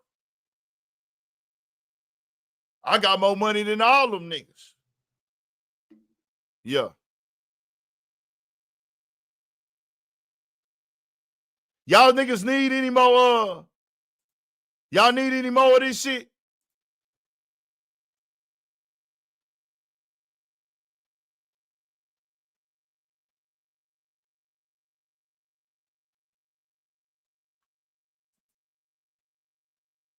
When you get to a certain point, I don't want to be 40 acting like I'm 20. And that's the reality of what a lot of gangs are. It's the same shit in prison. You got a lot of 40-year-old teenagers that are big gang members that don't give a fuck about life, don't give a fuck about your life, and they stay in the same cycle because they can never figure it out. You know what I mean? So, like, that's where I'm at now with a lot of that shit. And with a lot of the rappers, the ones that get away from everything, are the ones that survive. Bro, we don't need you to tell us about our culture. You just showed you ready to go do something else. We don't need you to tell us nothing. We don't need no advice. Mind y'all, he want to go work with Mark Wahlberg, but he don't want to be associated with the blood stuff. But 1090 Jake, that's the only reason. I'm going to just call you Jake. Jake, that's the only reason people know you. They don't know you for nothing else but being a white blood and doing prison and street shit on the internet. Telling niggas how they supposed to act as street niggas.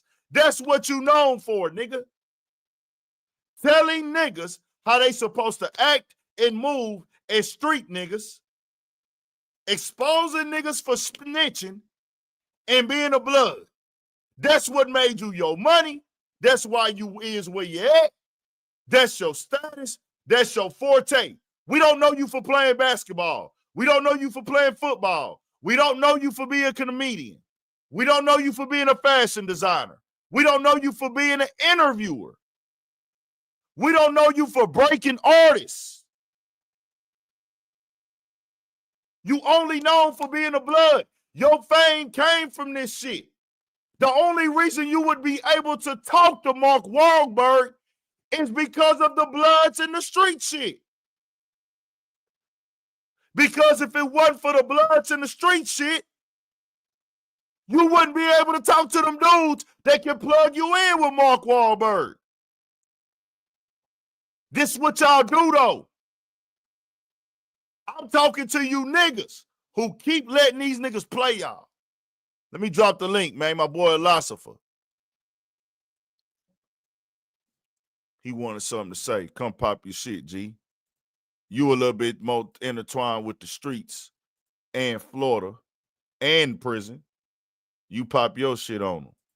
I said what I said. I don't give a fuck about none of that other shit, man.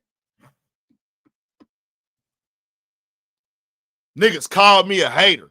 This is why I told y'all, I don't give a fuck about you niggas' opinions, man. I don't. I don't. Because of this shit right here. You niggas are crashing, nigga. I done seen niggas do it.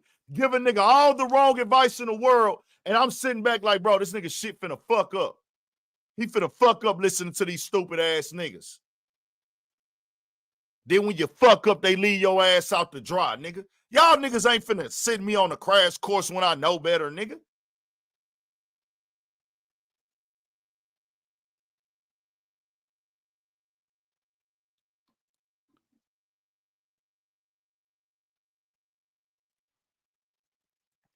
Shout out to my boy Philosopher, man. What's the word? Man, great content, man. I had sent you a link on your Instagram when me and him went at it when I first got out of prison. Yeah. You know what I mean? He pulled up on 050 The Movement, and I had him stuttering like hell, bro. Because a person not going to come, especially saying that he a blood or he a gang member in the state of Florida, when I'm Chico Black, it lost was very known in, bro. And back then, I be trying to tell people, like, when it, in the South, bro, when it comes to white bloods, especially the history on slavery, they don't accept too many crackers and gangs down South, bro. You know what I mean? It just started nowadays, bro. But in that time when he was in prison, there was no white blood, bro. And if you was, I would have heard. They would call people like him a super cracker. Oh, did you hear? There's a super cracker running around this bitch, bro. He a GD. They'll be GDs, but at that time, either GDs or Crips in the state of Florida. And I exposed them. I was like, bro, if you from Boston and you moved to Tampa, and I know what part of Tampa he's from, he's not from the hood. Everybody that's from Florida or from that side of Tampa knows what I'm saying. He's not from Jackson Heights. He's not from the hood of Tampa by the Craft Shack or none of that. He's from a rich area, bro, where he moved in with his aunt that's a lawyer. He went to jail for robbing his own aunt, bro. He stole the guns out of her house, bro, and got caught the next day with the same guns hanging out in his rich gated community. So he's just a fuck up, really. Then went to jail, bro. Then went to Orlando Reception Center where they go, bro. It's called OCI, bro. If you from Orlando, anywhere in Central Florida, that's where you go to the reception center, bro. And then they transfer wherever you finna go. He went there and sat in H dorm, aka Hell dorm, bro, in the JIT pod. He was in the JIT pod, and they were beating the shit out of him, bro. So is that why he became a blood? Yes, they were beating the brakes off of him, bro. White boys don't survive that, especially trying to be in blood. He got into that shit in the JIT camp he wasn't at Bavard. Bavard was the worstest JIT camp, bro. The worst gladiator school. I was at the work camp. Bro, we'll see all of them. He was not there, bro. What he wound up going to is I believe he went to Lancaster, aka Clancaster, because the number of racist ass officers. Bro, I swear to God, bro. That's how you know I'm telling you the truth, bro. This shit real, nigga. I'm from New York and I'm from Orlando. Like, folks can send me, bro. He's lying, bro. Bro. And, bro, this is the truth about it. You live in a gated community with your aunt that's a lawyer that took you in from Boston. Your mom, you have money up there too. It's point that where was you gangbanging in the streets? How did you get so tied in? And it was so sad when I went on this platform, and shouts out to them on that platform because we got cool again. They were sucking apart in me. They were all over this nigga Schmeat, my nigga. You say what? They were all over that nigga nuts, bro. Oh, yo, ill. He got to be official because he's running with them niggas in Albany projects in Brooklyn. He's really official G-Shine. I said, get the hell out of here. This nigga never been in New York or set foot in that project before. But he had the clout now. And that's where he got to be where he was. What he did. But look what he just said. Hold on, look though, G. That's my whole point. He didn't went around all y'all niggas and now he on the internet saying y'all broke and fucked up and ain't got shit. Bro, that's disrespectful. I would never go on the internet, and I don't give a fuck if you a big homie, you a big homie. It ain't for me to go, even if you is fucked up. I'm not supposed to go to the internet and say, hey, bro, man, them niggas all fucked up. I got more money than all them niggas. What? And how long was he a blood? What age was he? Bro, let me tell you what it was, bro. This man was never a blood. First, he tried to say a story in Boston. He wasn't even official blood. They were just saying that we bloods and we just gonna wear red now. It wasn't a fit. That's what he supposedly said.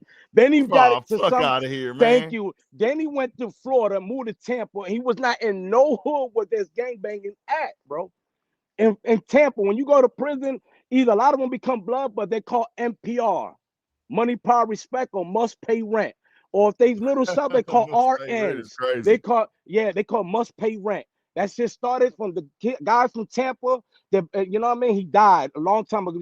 A JIT camp. They rep the 7 like God body. And the knowledge that they try to put into it, which is just a little juvenile gang, was a 5% of knowledge. They call them the 7s, and a lot of them become bloods afterwards. And below them, if they're from St. Pete and other, they're RNs. Real niggas eat together. See. That's why I had him stuttering like, bro, you lying on the internet because you're a government plant.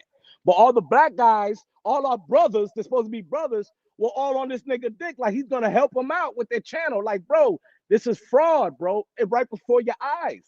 This guy's not from no hood. Where he's from, they drive golf carts just to get the mail. This is really where he's from. He's not from no hood. He's never been to none of them. I call niggas from Tampa now. They're going to be like, nah, nigga, we don't know this cracker, bro. We don't know him from nowhere, bro. They know him from the internet. That's it. And then he went back up to Boston. Now, the white boy Pino, man, he might have told on somebody. There's a white boy Crip. He really known in prison for fighting. I give him that because you seen when he called him a snitch. Pino drove all the way to Boston, 2,000 miles, in front of his baby mama in Boston in his hood and beat his ass. And this fat ass dude didn't even get a swing in. That's an embarrassment to blood, bro. Everybody who ever seen that video in the chat, yo, y'all know what I'm talking about. He woke up bleeding and then tried to square up again. His body was too wobbly. He can't fight. Is that the one he got hit with the knuckles or some shit? Bro, yes, the knuckles. Even if he did, you call somebody a snitch and he went to your hood. And he's so smaller than him.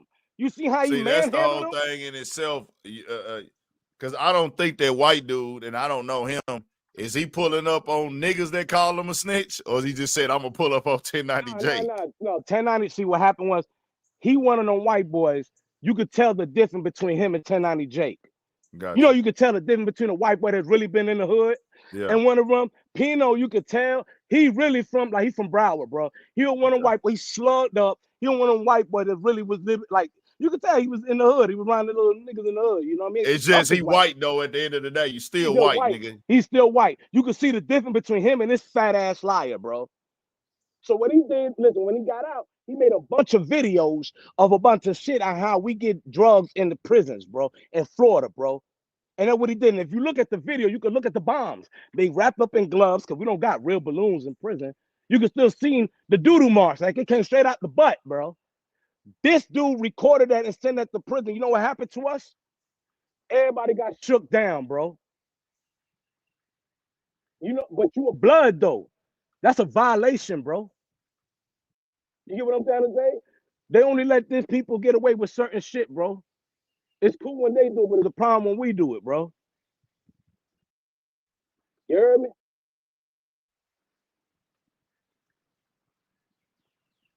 Hello?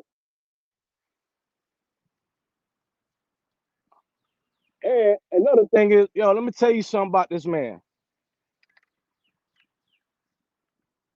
This is the same guy that wrote a statement on the grievance, bro, in prison. And we all know, bro, for a fact, bro, we don't snitch on people, bro, period. And just to get a grievance as a gang member, I got to have somebody with me, bro. Even when I go up to the window, bro, or just to get toilet paper, to get medicine, to ask for extra toothbrush. These people knew what type of dude this was. Everybody know when you're a gang member, what's the first thing they want to make sure you know how to do? You want to know how to squabble. Y'all don't see the bullshit in this kid? Go watch that fight and watch the way how he moved. Do you really believe he went to prison like he said he extorted Dunway? Guys, this man said he extorted a child molester named Dunway. There was a blood that I know from from St. Pete. And he got the whole story wrong. This nigga went to war with the whole Billies. This nigga 1090 Jake don't know what he talking about. And Dunway is then at my side and taller and bigger and known for knocking shit out. Do you think 1090 Jake just went up there and said, yo, and took his canteen back like he be saying on other platforms he did? The nigga's a liar, bro. Excuse me. This cracker's a liar. But he got everybody fooled. But now look what he doing just to get on Mark Wahlberg's nuts. He forgetting about everybody else, bro. But calling everybody else bunch of broke ass people because he got a position. It's a damn shame that everybody in our culture is not us, bro. You got Vlad invading New York right now. Let's see what's gonna get indicted over there. Excuse me, Adam. Yeah, Vlad already doing it, calling them people, calling out the people in New Orleans. Hey, all y'all that escaped, if y'all want to do an interview, y'all will be legendary. What type of shit is that? And now you got this fat ass dude over here pretending, put on a costume. You got Bobby from King of the Hill for real, bro. That's Bobby from King of the Hill for real. And y'all don't see how much of a police officer this it is, bro. How come he ain't getting indicted and all the other gang members is getting indicted? And he's heavy tied in with them. Who takes a picture in front of Albany Projects with a $100,000 chain surrounded by bloods and throwing up? And some of them got indicted for other shit, but nobody touches him. I just got questions, y'all. I come here to pop it for real, man. For real, man. Who tells on somebody on the grievance to the warden that somebody hit me with a lock and that's official? Who snitches on the two Spanish dudes who shot his mother or his aunt's house with the BB guns and told the police it was two Spanish dudes down the streets? And then he said he just made it up. But in his shows, them dudes got arrested. This is what you allow, bro. We so hard on ourselves. It's okay when it's a brother, but we gonna save another. That's a goddamn shame, bro. It's crazy, man. And this is what we see every fucking time, every time. When they done with us, they put us to the side and they move on, bro. The next one you're gonna see is trap boy laws. A white boy that's from England have nothing to do with our culture, solving cases and getting people locked up. Getting people locked the fuck up, man. It's us who put him in position. I want y'all to go see that interview. It's on 05. Oh, if y'all can find it, I'm gonna post it on my shit, bro. I want y'all to see how our own kind, our own black people sat there on that platform when I was exposing 1090 Jake and how much D-riding they were doing, bro, for this white boy, bro. Telling how official he is. How much work he put in. This man ain't put in no work, bro. He's a fucking mascot, bro. He is a mascot, bro. And now everybody's seeing the truth, and now everybody mad. Nah, when we call this shit out, we haters. We true haters. Because we call out the facts, man. This is what we do, bro. This is what we do. It's crazy. Gang members is a big joke now. It's a big joke. It's always been a joke. It just took us a while to realize that, it seems like, bro. There's no reason for this, man. No reason that he should be the face of saying what's cool and what's not, and what's cold and what's hot, bro. This is how you should move in the streets. When this nigga's not from the streets, bro, he ain't never had a bullet whizzed by him. He ain't never been in a club where he had to rumble or a team night when you beefing, when you got to be on point walking out to the parking lot. Y'all know about what I'm talking about, them days if you were living them lives. Or just as soon as the car, you got to jump in because it's about to go down. He ain't never been there. His fat, frumpy ass been comfortable his whole life. Look at him. Just because you get a black baby, and he has a black baby mother, he always brags about it. My wife is Cambodian. Man, that don't mean nothing, man. That don't mean nothing, man. And he always bragging about his homeboy Rambo that got out of prison. Ask Rambo about me. Billy Rambo about me. All Billy Rambo used to do is jack off on female officers and go to jail for gunning. This is the truth of the matter is. We back. My man, we just had a little rain come through, bro. Oh, I took care of it. I don't know if they could have heard me the whole time. You know what I mean? Yeah, as long as they can hear you. Y'all can hear them? Yeah, I hope so. I was just giving them the run through. You know, I seen something going on. I was just giving them the run through on who this guy really is, man. I just wanted them to really see, because he done told on 2 Spanish boys for shooting a BB gun through his window. No shit.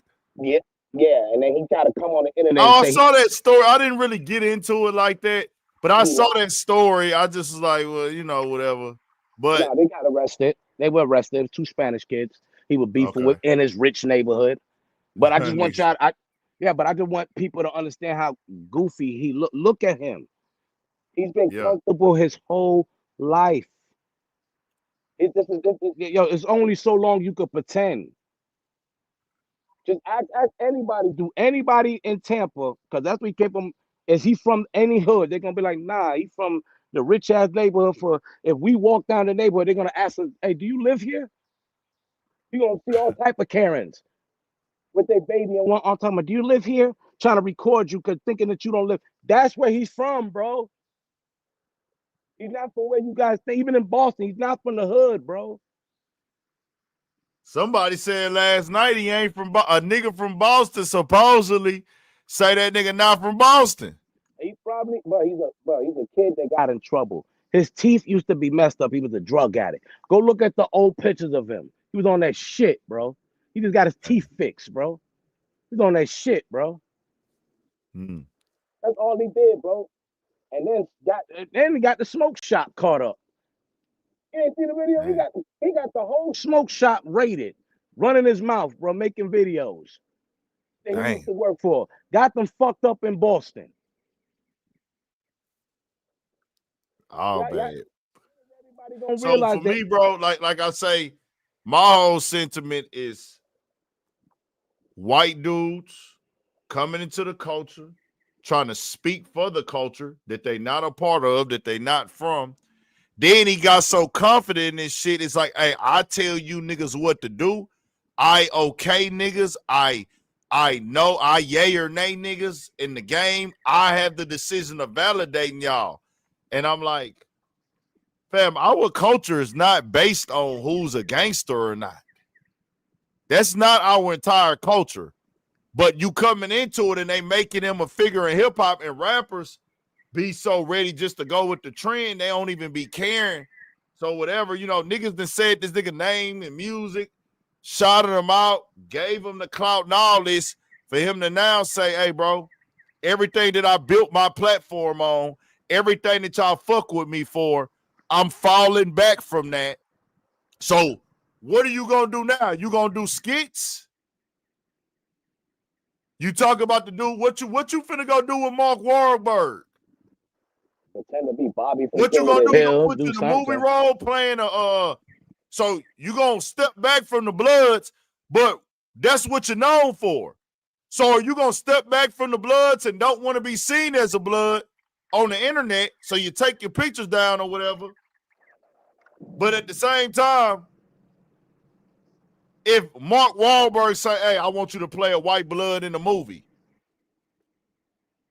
so you still gonna go exploit it. You see what I'm saying? If they tell you be a white blood in the movie, ain't you gonna be a white blood in the movie? How he beat the indictment? Like Remy and all them boys that shine got indicted. How he beat it? He's part of their same set. That's why I be trying to tell people, bro. How he avoids certain shit, and this is who he hangs out with. This is his set. That's to tell y'all something, bro. No matter what, we free, but we ain't free. Even in the digital airways, bro, they still got these shackles on us, bro. The machine pushes stuff. They push this big titty fat white boy, bro. This nigga nothing but a big ass girl, bro. Sitting there capping. He like Fat Joe, bro. Just sit there and cap all day because you got a mic and you got a machine pushing you. This nigga make all that money off our hurt and I pain. tried to tell y'all about the Nigga Needer Alliance a few years ago, too. When all that shit came out on 1090, Adam said, man, I don't care if it's true or not. I'm not calling 1090 Jake no snitch. But he'll call a nigga a snitch. And he'll say a nigga snitching. But he said, I will not call 1090 because I'm too much of a fan of him. But really what he's saying is, I know that's his whole existence. I know that's his whole shit, and he fuck with me. So, nigga, I'm not going to come there out and call that white boy out for what he did. And look at that. But Nigga Needer Alliance, y'all. All of them. Trap Lord Ross, who is on Vlad right now doing everything in his power to snitch on niggas. Been snitching in his videos, but now all that.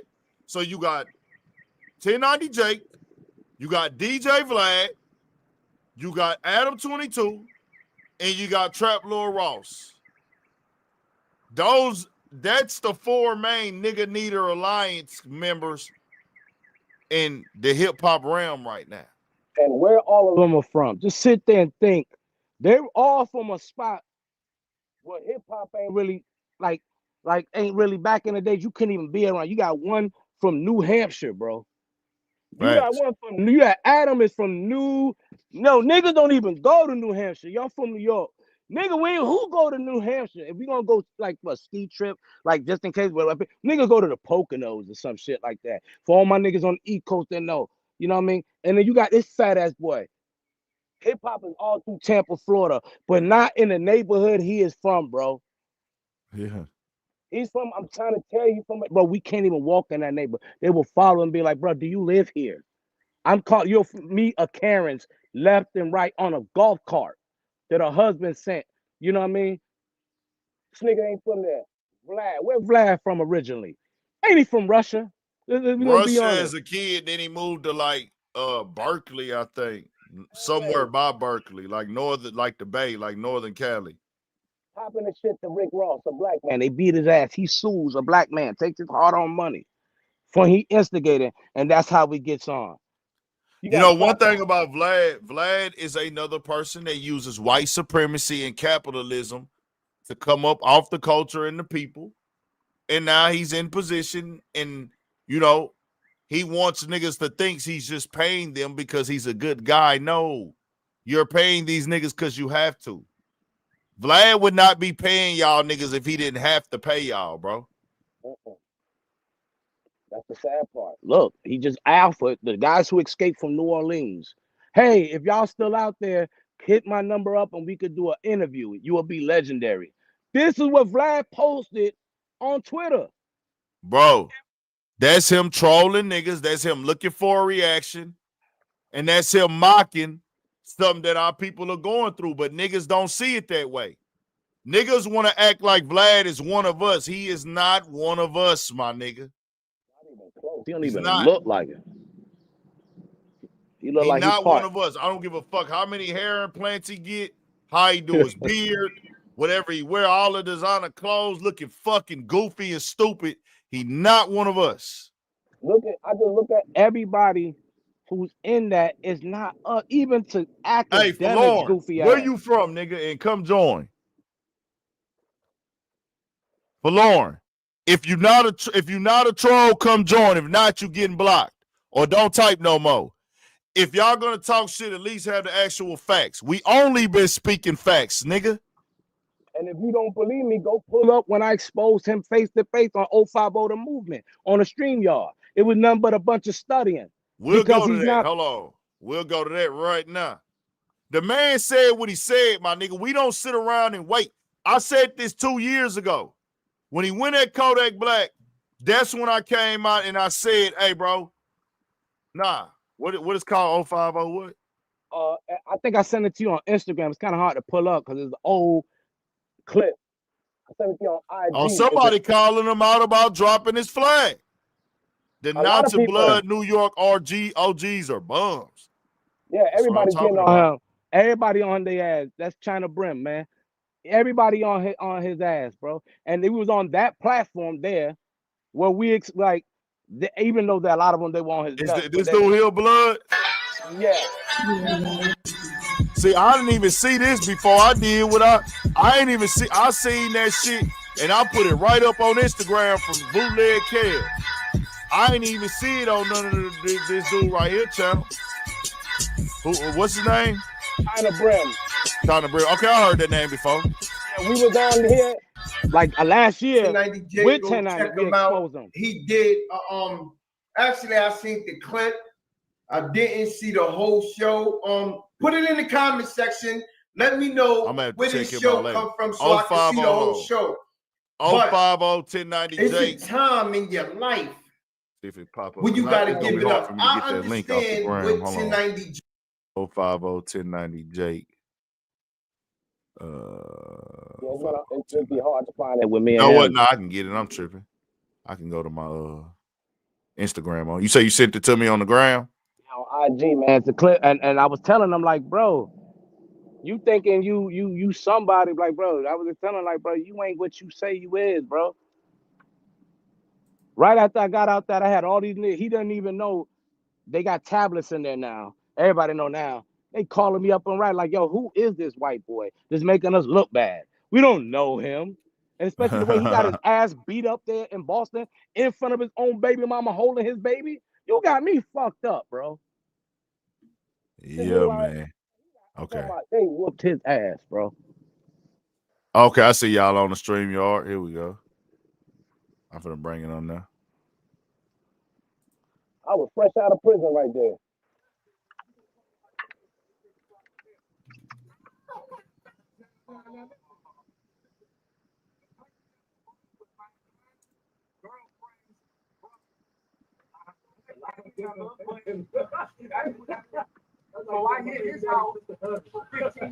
Hold on, real quick.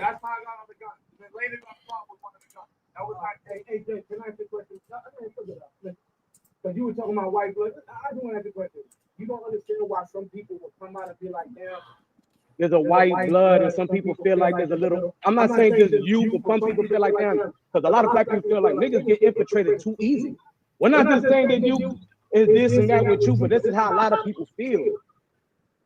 I'm not the only one that says that. There's other people that say the same thing, and not just specifically. I'm not just saying you, but there's a lot of people out here that get on the internet, talk about us and what we got going on in the hood, the poverty and the pain and going out. And I just found out, brother, that you gotta go from me. I applaud you because that's what we fucking need, bro. But there's a lot of these niggas that get up here, break down like jump all over the place. You can hear me, China?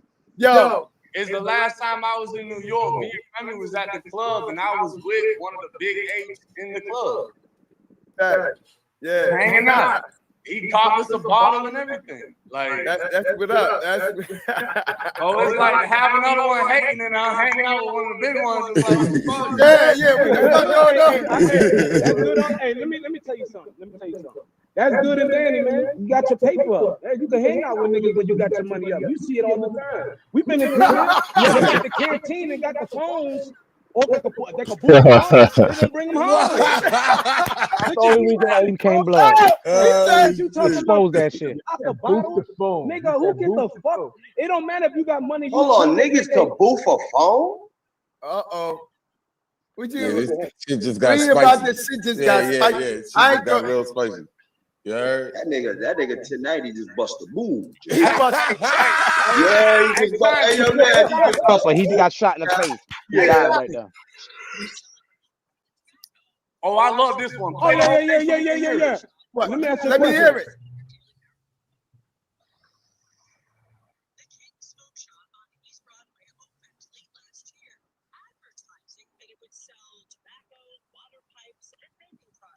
That's why he snitched on the smoke shop.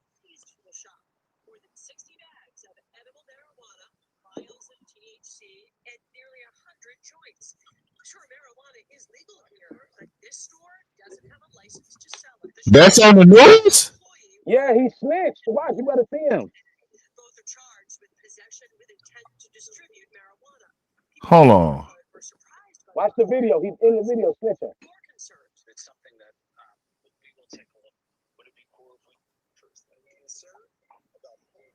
That's him right there, snitching. Who's that?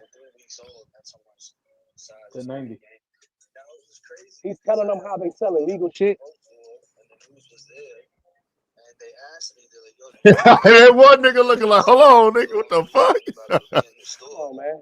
And they asked, would it be cool if we came to your apartment? And I told them, look, if you're gonna come in, you're not reporting outside, you're not showing people where I live. I'm gonna be nice. You subscribe to you on this account too, bro. Hold on.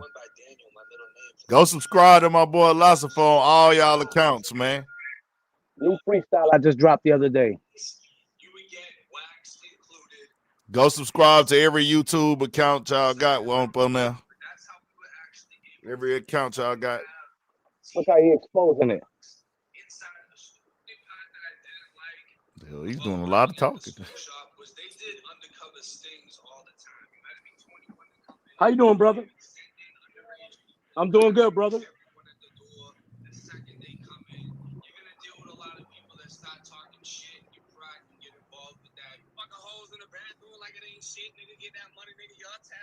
Saying nigga and all.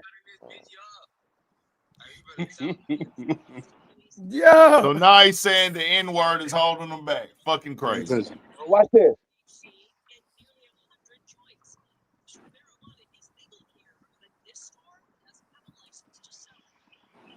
Now, the same thing. Now this all balls back down to that digital Hollywood will get you fucked up. And it's open to the motherfucking all that shit, bro. I got to, bro. Parlay. Bow.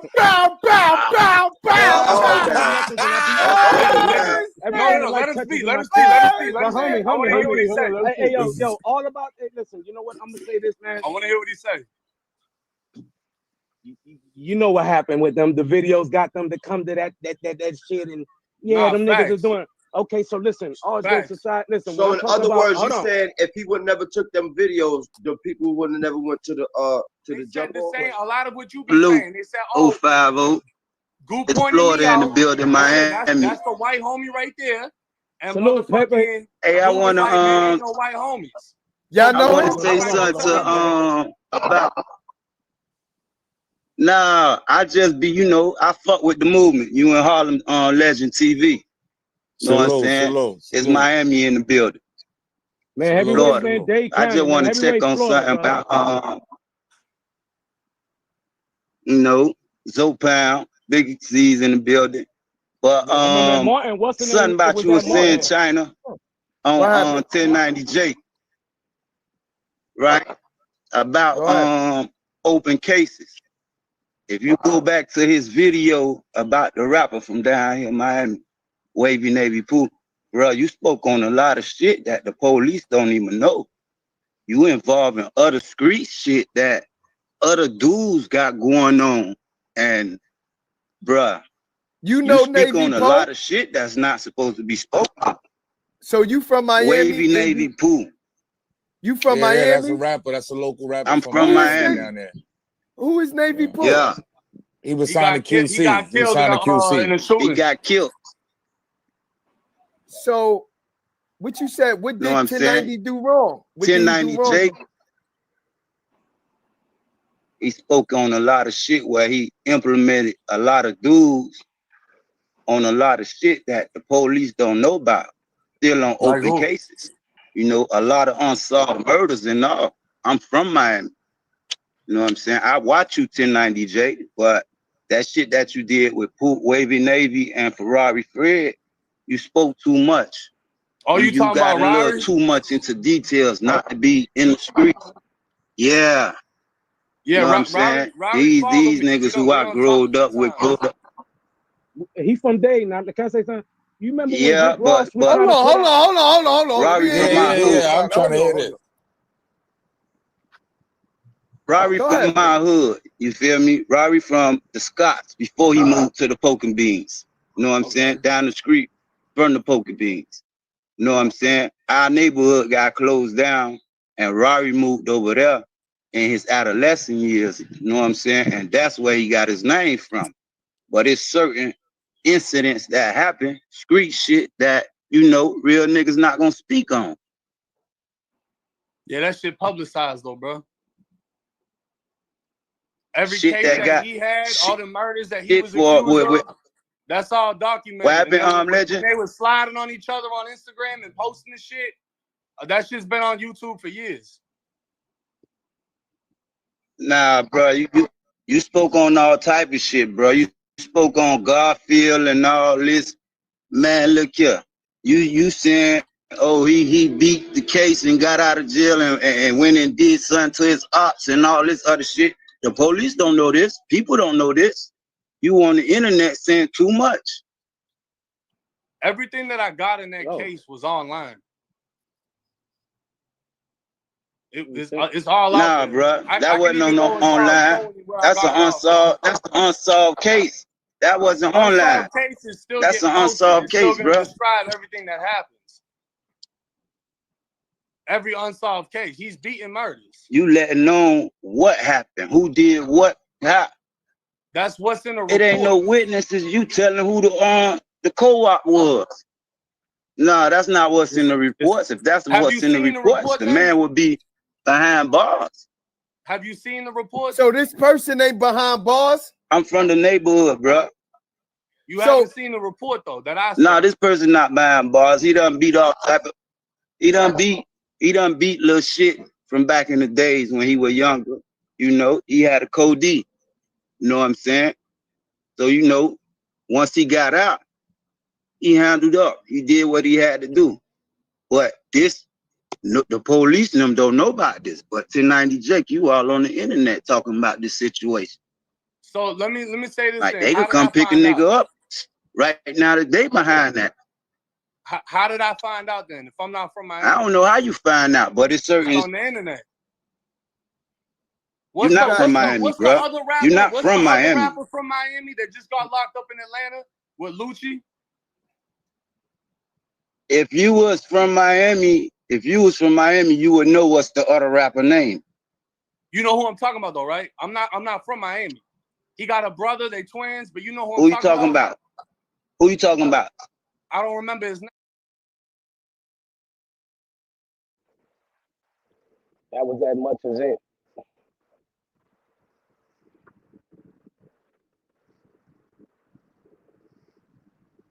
At IHG's Holiday Inn Express, you can guest how you guest. Enjoy free breakfast while you work. Feeling like Jesus, trying to run 2 million up like peas. These niggas rest why they always cheese. What's that word, YouTube family? Y'all already know who it is, bro. It's your humble host, Crispy Clean Cliff over here, Cliff World TV, man. And I got another 1090 Jake video. The title to it is 1090 Jake on maturing beyond his white blood identity. For those of you who know, I done had my words for 1090 Jake. I done had some people in mutual that we have in common reach Hey, out y'all, to this me a whole nother and see person exactly making what this the issue video. was, right? I don't like the title to this video already. It says 1090 Jake are maturing beyond his white blood identity. Nah, it's popping up on us, y'all. Look. Shit's on my Instagram anymore. You know, this is probably I think it is my I told first y'all, time man. publicly speaking. What I told y'all. Like you brought up, I'm a white blood. None of that shit's on my Instagram anymore. All the pictures are taken down. Like I turned 30 and I Different was just niggas like, talking about it. We good. We can stop it. You know? All right. Now look, bro. Everything can be broken down, however, whatever. My ultimate sentiment that I want to be understood today, bro. If you not a blood, whatever. But what these niggas try to do is act like, hey, I'm above this, but nigga, this is the only reason we know you. This is the only reason we heard of you. This is the only reason you got your following. You didn't get your following because you some cool white dude. You got your following because people believe that you was a real blood and the real bloods are fucking with you. For you to later then go and denounce it, you're talking about it like an outsider. You're talking about it like an outsider that never was down with it. Because if you really genuinely fucked with it, you wouldn't go on the internet and say that. Then you said, I'm going to put this down and fall back from it so Mark Wahlberg can accept me and other white people who have business opportunities will accept me. But what business opportunity can they provide and what will they accept you for other than this? Because you don't have another skill or talent. So what else are you going to do? Nothing. So are you still going to make YouTube videos covering street shit? So you don't want to be associated with what got you on, but you still want to do YouTube videos covering street shit. Nah, ruining black lives. Ruining black lives. Rappers who just got on, you calling them snitches and ruining their lives. I just don't. I never understood how could a snitch expose another snitch and get rich. Hey, bro, It ain't like I said, about culture, man, and that's what you see. Like I was telling niggas, bro, I kept saying, and I'm gonna keep saying, like, bro, that shit wasn't part of our culture, bro. Like, we don't put ourselves in all this snitching, who telling business. Like, you hear it in the streets, you hear it outside. It dies right there, my nigga, coming to the internet with this and with that and whoop de whoop, man. That ain't never been what we did on, my nigga. Especially if you ain't from it. Like the dude kept saying, like, bro, you ain't from Miami, bro, we don't know you. You just a white boy that just got put in position, bro. That's all we know. And then everybody else, it was just crazy. Me and everybody got cool afterwards because they realize it now. But they were all on his dick trying to make us 1090 Jake, trying to get him so he could do something for him. I'm like, nah, I ain't here from that. I'm here to show every young black boy out there, do not follow this, bro. Yep. And that's what I was on. I was like, say, bro, I don't give a fuck about none of that other shit. I'm just like, bro, I'm seeing this dude trying to tell us how to move and how to live and this and this and that. Just go look at them videos now, bro. The way he talking about niggas, acting like he approved niggas and he speaking for niggas and, hey, I'm tapped in with the real bloods. It damn near sound like nigga might have went on here and said, hey, bro, you gonna have to send somebody some money. That's what he was doing. He was getting extorted. He was getting extorted, bro. You got to peep this game out. They were just using him for cash. That's why he's getting away from them. That's what it sounds like to me. That's what it is, bro. That's what it sounds like, but I didn't jump the gun with that. And I don't know. I'm not going to push that narrative. But it sounds like that niggas wanted that check, nigga. So now you want to fall back. He don't want to pay it no more. That way, allegedly, he don't want to pay it no more because 1090 is the blood number, bro. Everybody knows it's grimy, nigga. You can't be like, I'm going to fall back from bloods, but What you gonna call yourself, Jake? And that's the police. I always said it. That's the police. If I'm from New York, even from Jake was the police. We don't even talk to Jake from State Farm, and that ain't y'all even call Jake. Y'all call Jakes in New York. They call them Jakes. Yeah, LA they call them in the Cali. LA they call them Johnnies. Out here we call them the Laws. Florida, they say the same thing. It's the law, police, and when they come to crackers, and you already know when we gonna run. They gonna say crack. They say crackers in Florida. We just call them the Laws. Hey, nigga, the Laws, nigga. Hey, look at them whole ass Laws. They got them whole ass Laws. Think, guys, nigga, I'm just saying, guys, as much shit we've been in the street, shootouts, bang out, having a runaway, you think this fat ass dude could jump a fence? Just sit there and think. You think this fat ass can really jump a fence, bro? Well, now from what you say, he wasn't even a blood in the streets. Oh, bro. When you never was a blood in the streets from what you saying. So, like, nigga, we know you didn't do none of this shit. When they used to come from Bavard, from the Gladiator, because they're on the juvenile side, right? Bavard.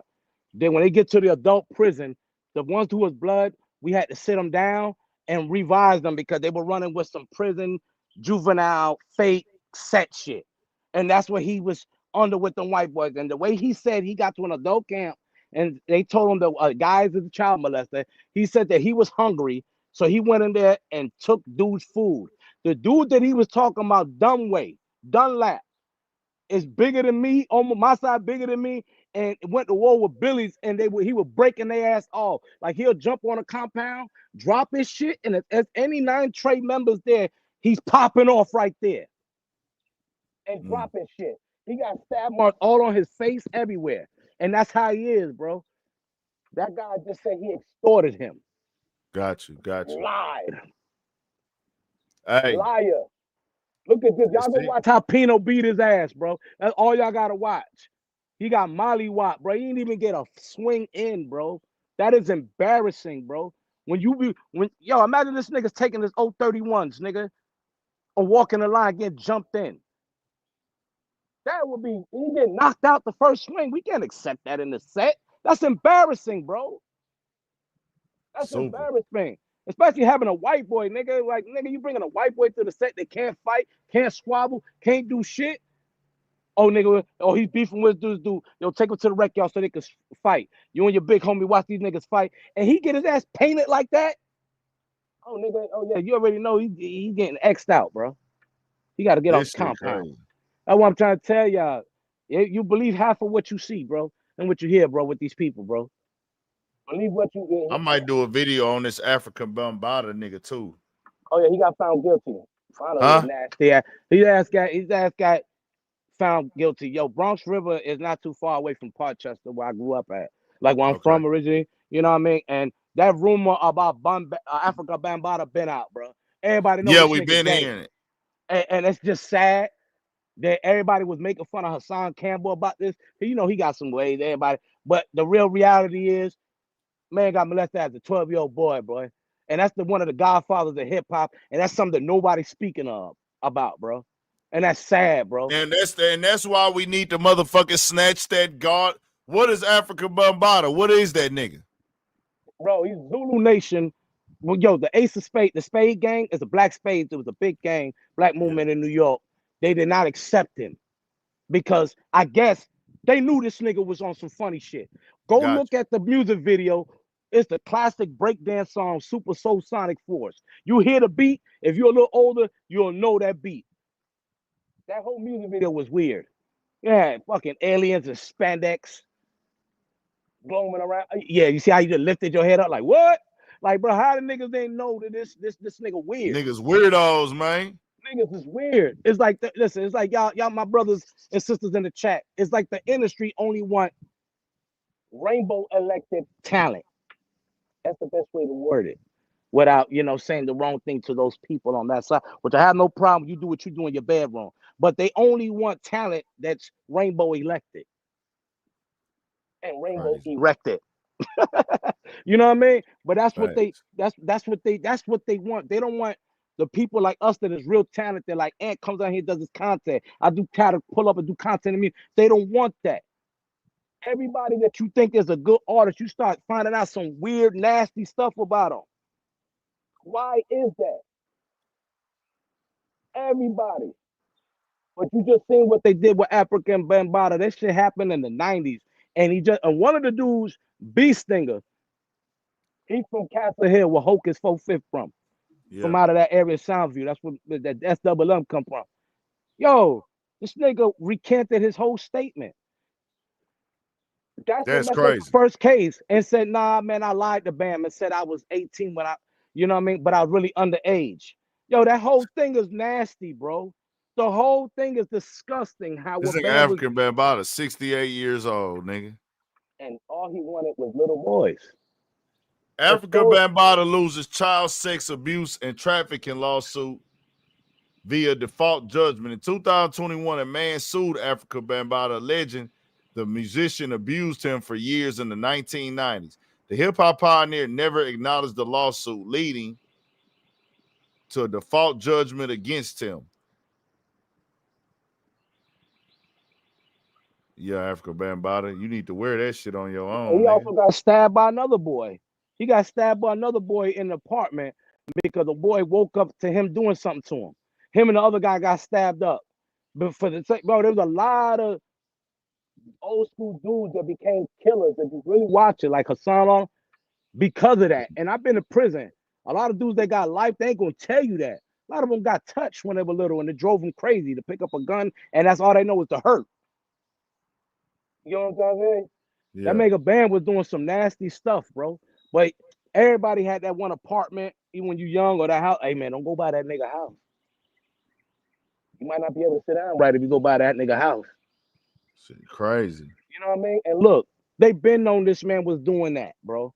But they gave him $20 million to build a hip-hop museum. The fuck out of it. I want to know what they're going to do about this museum now. They finna take that shit down, nigga. You know they can't stand, but nigga, that shit finna have, nigga, once you lose the lawsuit, it's documented. But see, I'm going to tell you what he did. He don't plan on paying that shit. So what he did is, hey, nigga, by me not showing up, I never admitted. It never was officially proven to where I can use, hey, nigga, they ain't show no evidence, nigga. I'm not showing up to court for some shit that I didn't do. You know what I'm saying? That's how niggas will play that game. But and look, Funk Master Flex, bro, you a nasty dude, bro. Watch that video what he did, bro. Sticking up for Bambaataa. The man was underage. He didn't know the guy lied. For y'all calling Bambaataa a child molester, it don't matter. Yeah. That means he looking for young boys. Facts. You looking for young boy. Now y'all trying to, now what does he got to say about this? The man's been doing that shit, bro. Yo, that dude Beast Stinger that recanted his statement, and yo, this is before the Diddy trial. He was talking about baby oil. There's something about the baby oil in the industry, bro. Shit, crazy. He made a video rubbing baby oil on him, talking about bam this and bam that. Yep. This shit wild as fuck, man. Yeah, man, they exposed all this shit. It's crazy, man. You start to find out all these, and they want rainbow talent. And if you get in the industry, everybody's around you is gonna be a small hat / rainbowism. You know, damn near pushing a lot of destruction, a lot of motherfucking destruction. Everybody painting their nails. You know what I mean? I ain't dropped the video today yet, man. I don't know what I want to speak on. But shit, fuck it. We'll figure something out later. I'm gonna get ready to watch this game and chill out, man. Me too. Y'all stay up, stay blessed. Philosopher, man, I appreciate you joining in today. Anytime, my brother. Anytime. Y'all be easy, man. Y'all go subscribe to them on all y'all platforms, bro. I'm subscribed to them on all my channels now. We got them on. We've been had them on the TV. Go subscribe to Philosopher on all y'all accounts. It's going down, man. Y'all stay up, stay blessed, man. We probably drop a video later tonight or something. We'll see. We might have some good weather in H-Town right now. I ain't gonna lie, y'all. I'm still that type of nigga. I'm still that guy. Nah, the live is up. I'm that guy, nigga. And bro, it's a bunch of niggas covering this too. This guy here is Cliff World TV. When you type up 1090 Jake, it got niggas covering what the fuck went on with this, him denouncing the Bloods. And we're going to talk about your case because they said you robbed your family member. Yep. Now listen. There's some niggas covering it. The person that I robbed. But yeah, was we'll my see, aunt's man. girlfriend's Y'all stay up. brother. I'm gonna go check That's the a lot game out That's a tonight. lot of Family member, different. but that's what that is. That's So like I my hit baby his daddy's house sister cousin. with 1090 15 J, guns. Bloods. Hold on. Let me That's see. how I got all the 1090 guns. And J. then later got caught with one of the guns. That was All my right, case. hey Jay, can I ask you a Bloods. question? Man, 1090 forget all J. that. Listen, because you were talking about white blood. Bloods. I just want to ask you a question. That You one don't dude was understand like, why hell some nah, people will nigga, come what out the and be fuck? like, He damn, dissed the OGs. there's a white blood, and some That people nigga feel just like don't there's probably another. want to I'm not say. saying. I was thinking that, but it ain't my place to say. I'm like, sound like niggas kind of want you to, well, you know, drops his flag. They saying he dropped the flag.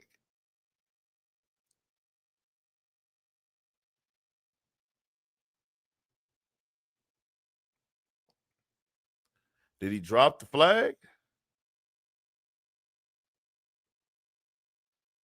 Some other people been calling him a fake blood, whatever type shit. Man, this shit just ain't right. You don't, nigga, the way he said that, the way he described it, that just let me know is you an outsider, because if you a nigga that's really locked in, you know you don't get on the internet and say that. But we'll be back, man. Y'all stay up, stay blessed. We got more shit coming, bro. He had no jumper with Bloods. 1090 Jake. In the motherfucking building. So what you gonna do with the 1090 chain, nigga? On Like, the chain. Big 1090. Shout out to Mazda. Big Bloods in the building. TKB in the fucking building. fuck out of here, man. Bam, bam, bam. 1090 Jake. In the motherfucking building. 3-hour interview. 100,000 on the chain. Big 1090. Shout out to Mazda. Big Bloods in the building. Hey, man, y'all stay up, stay blessed, man. I'm gone. Y'all got it, man. Y'all got it. I'm just done. 1090 Jake. Y'all know what my stance was on this, man. 3-hour interview. 100,000 on the chain. Big 1090. Shout out to Mazda.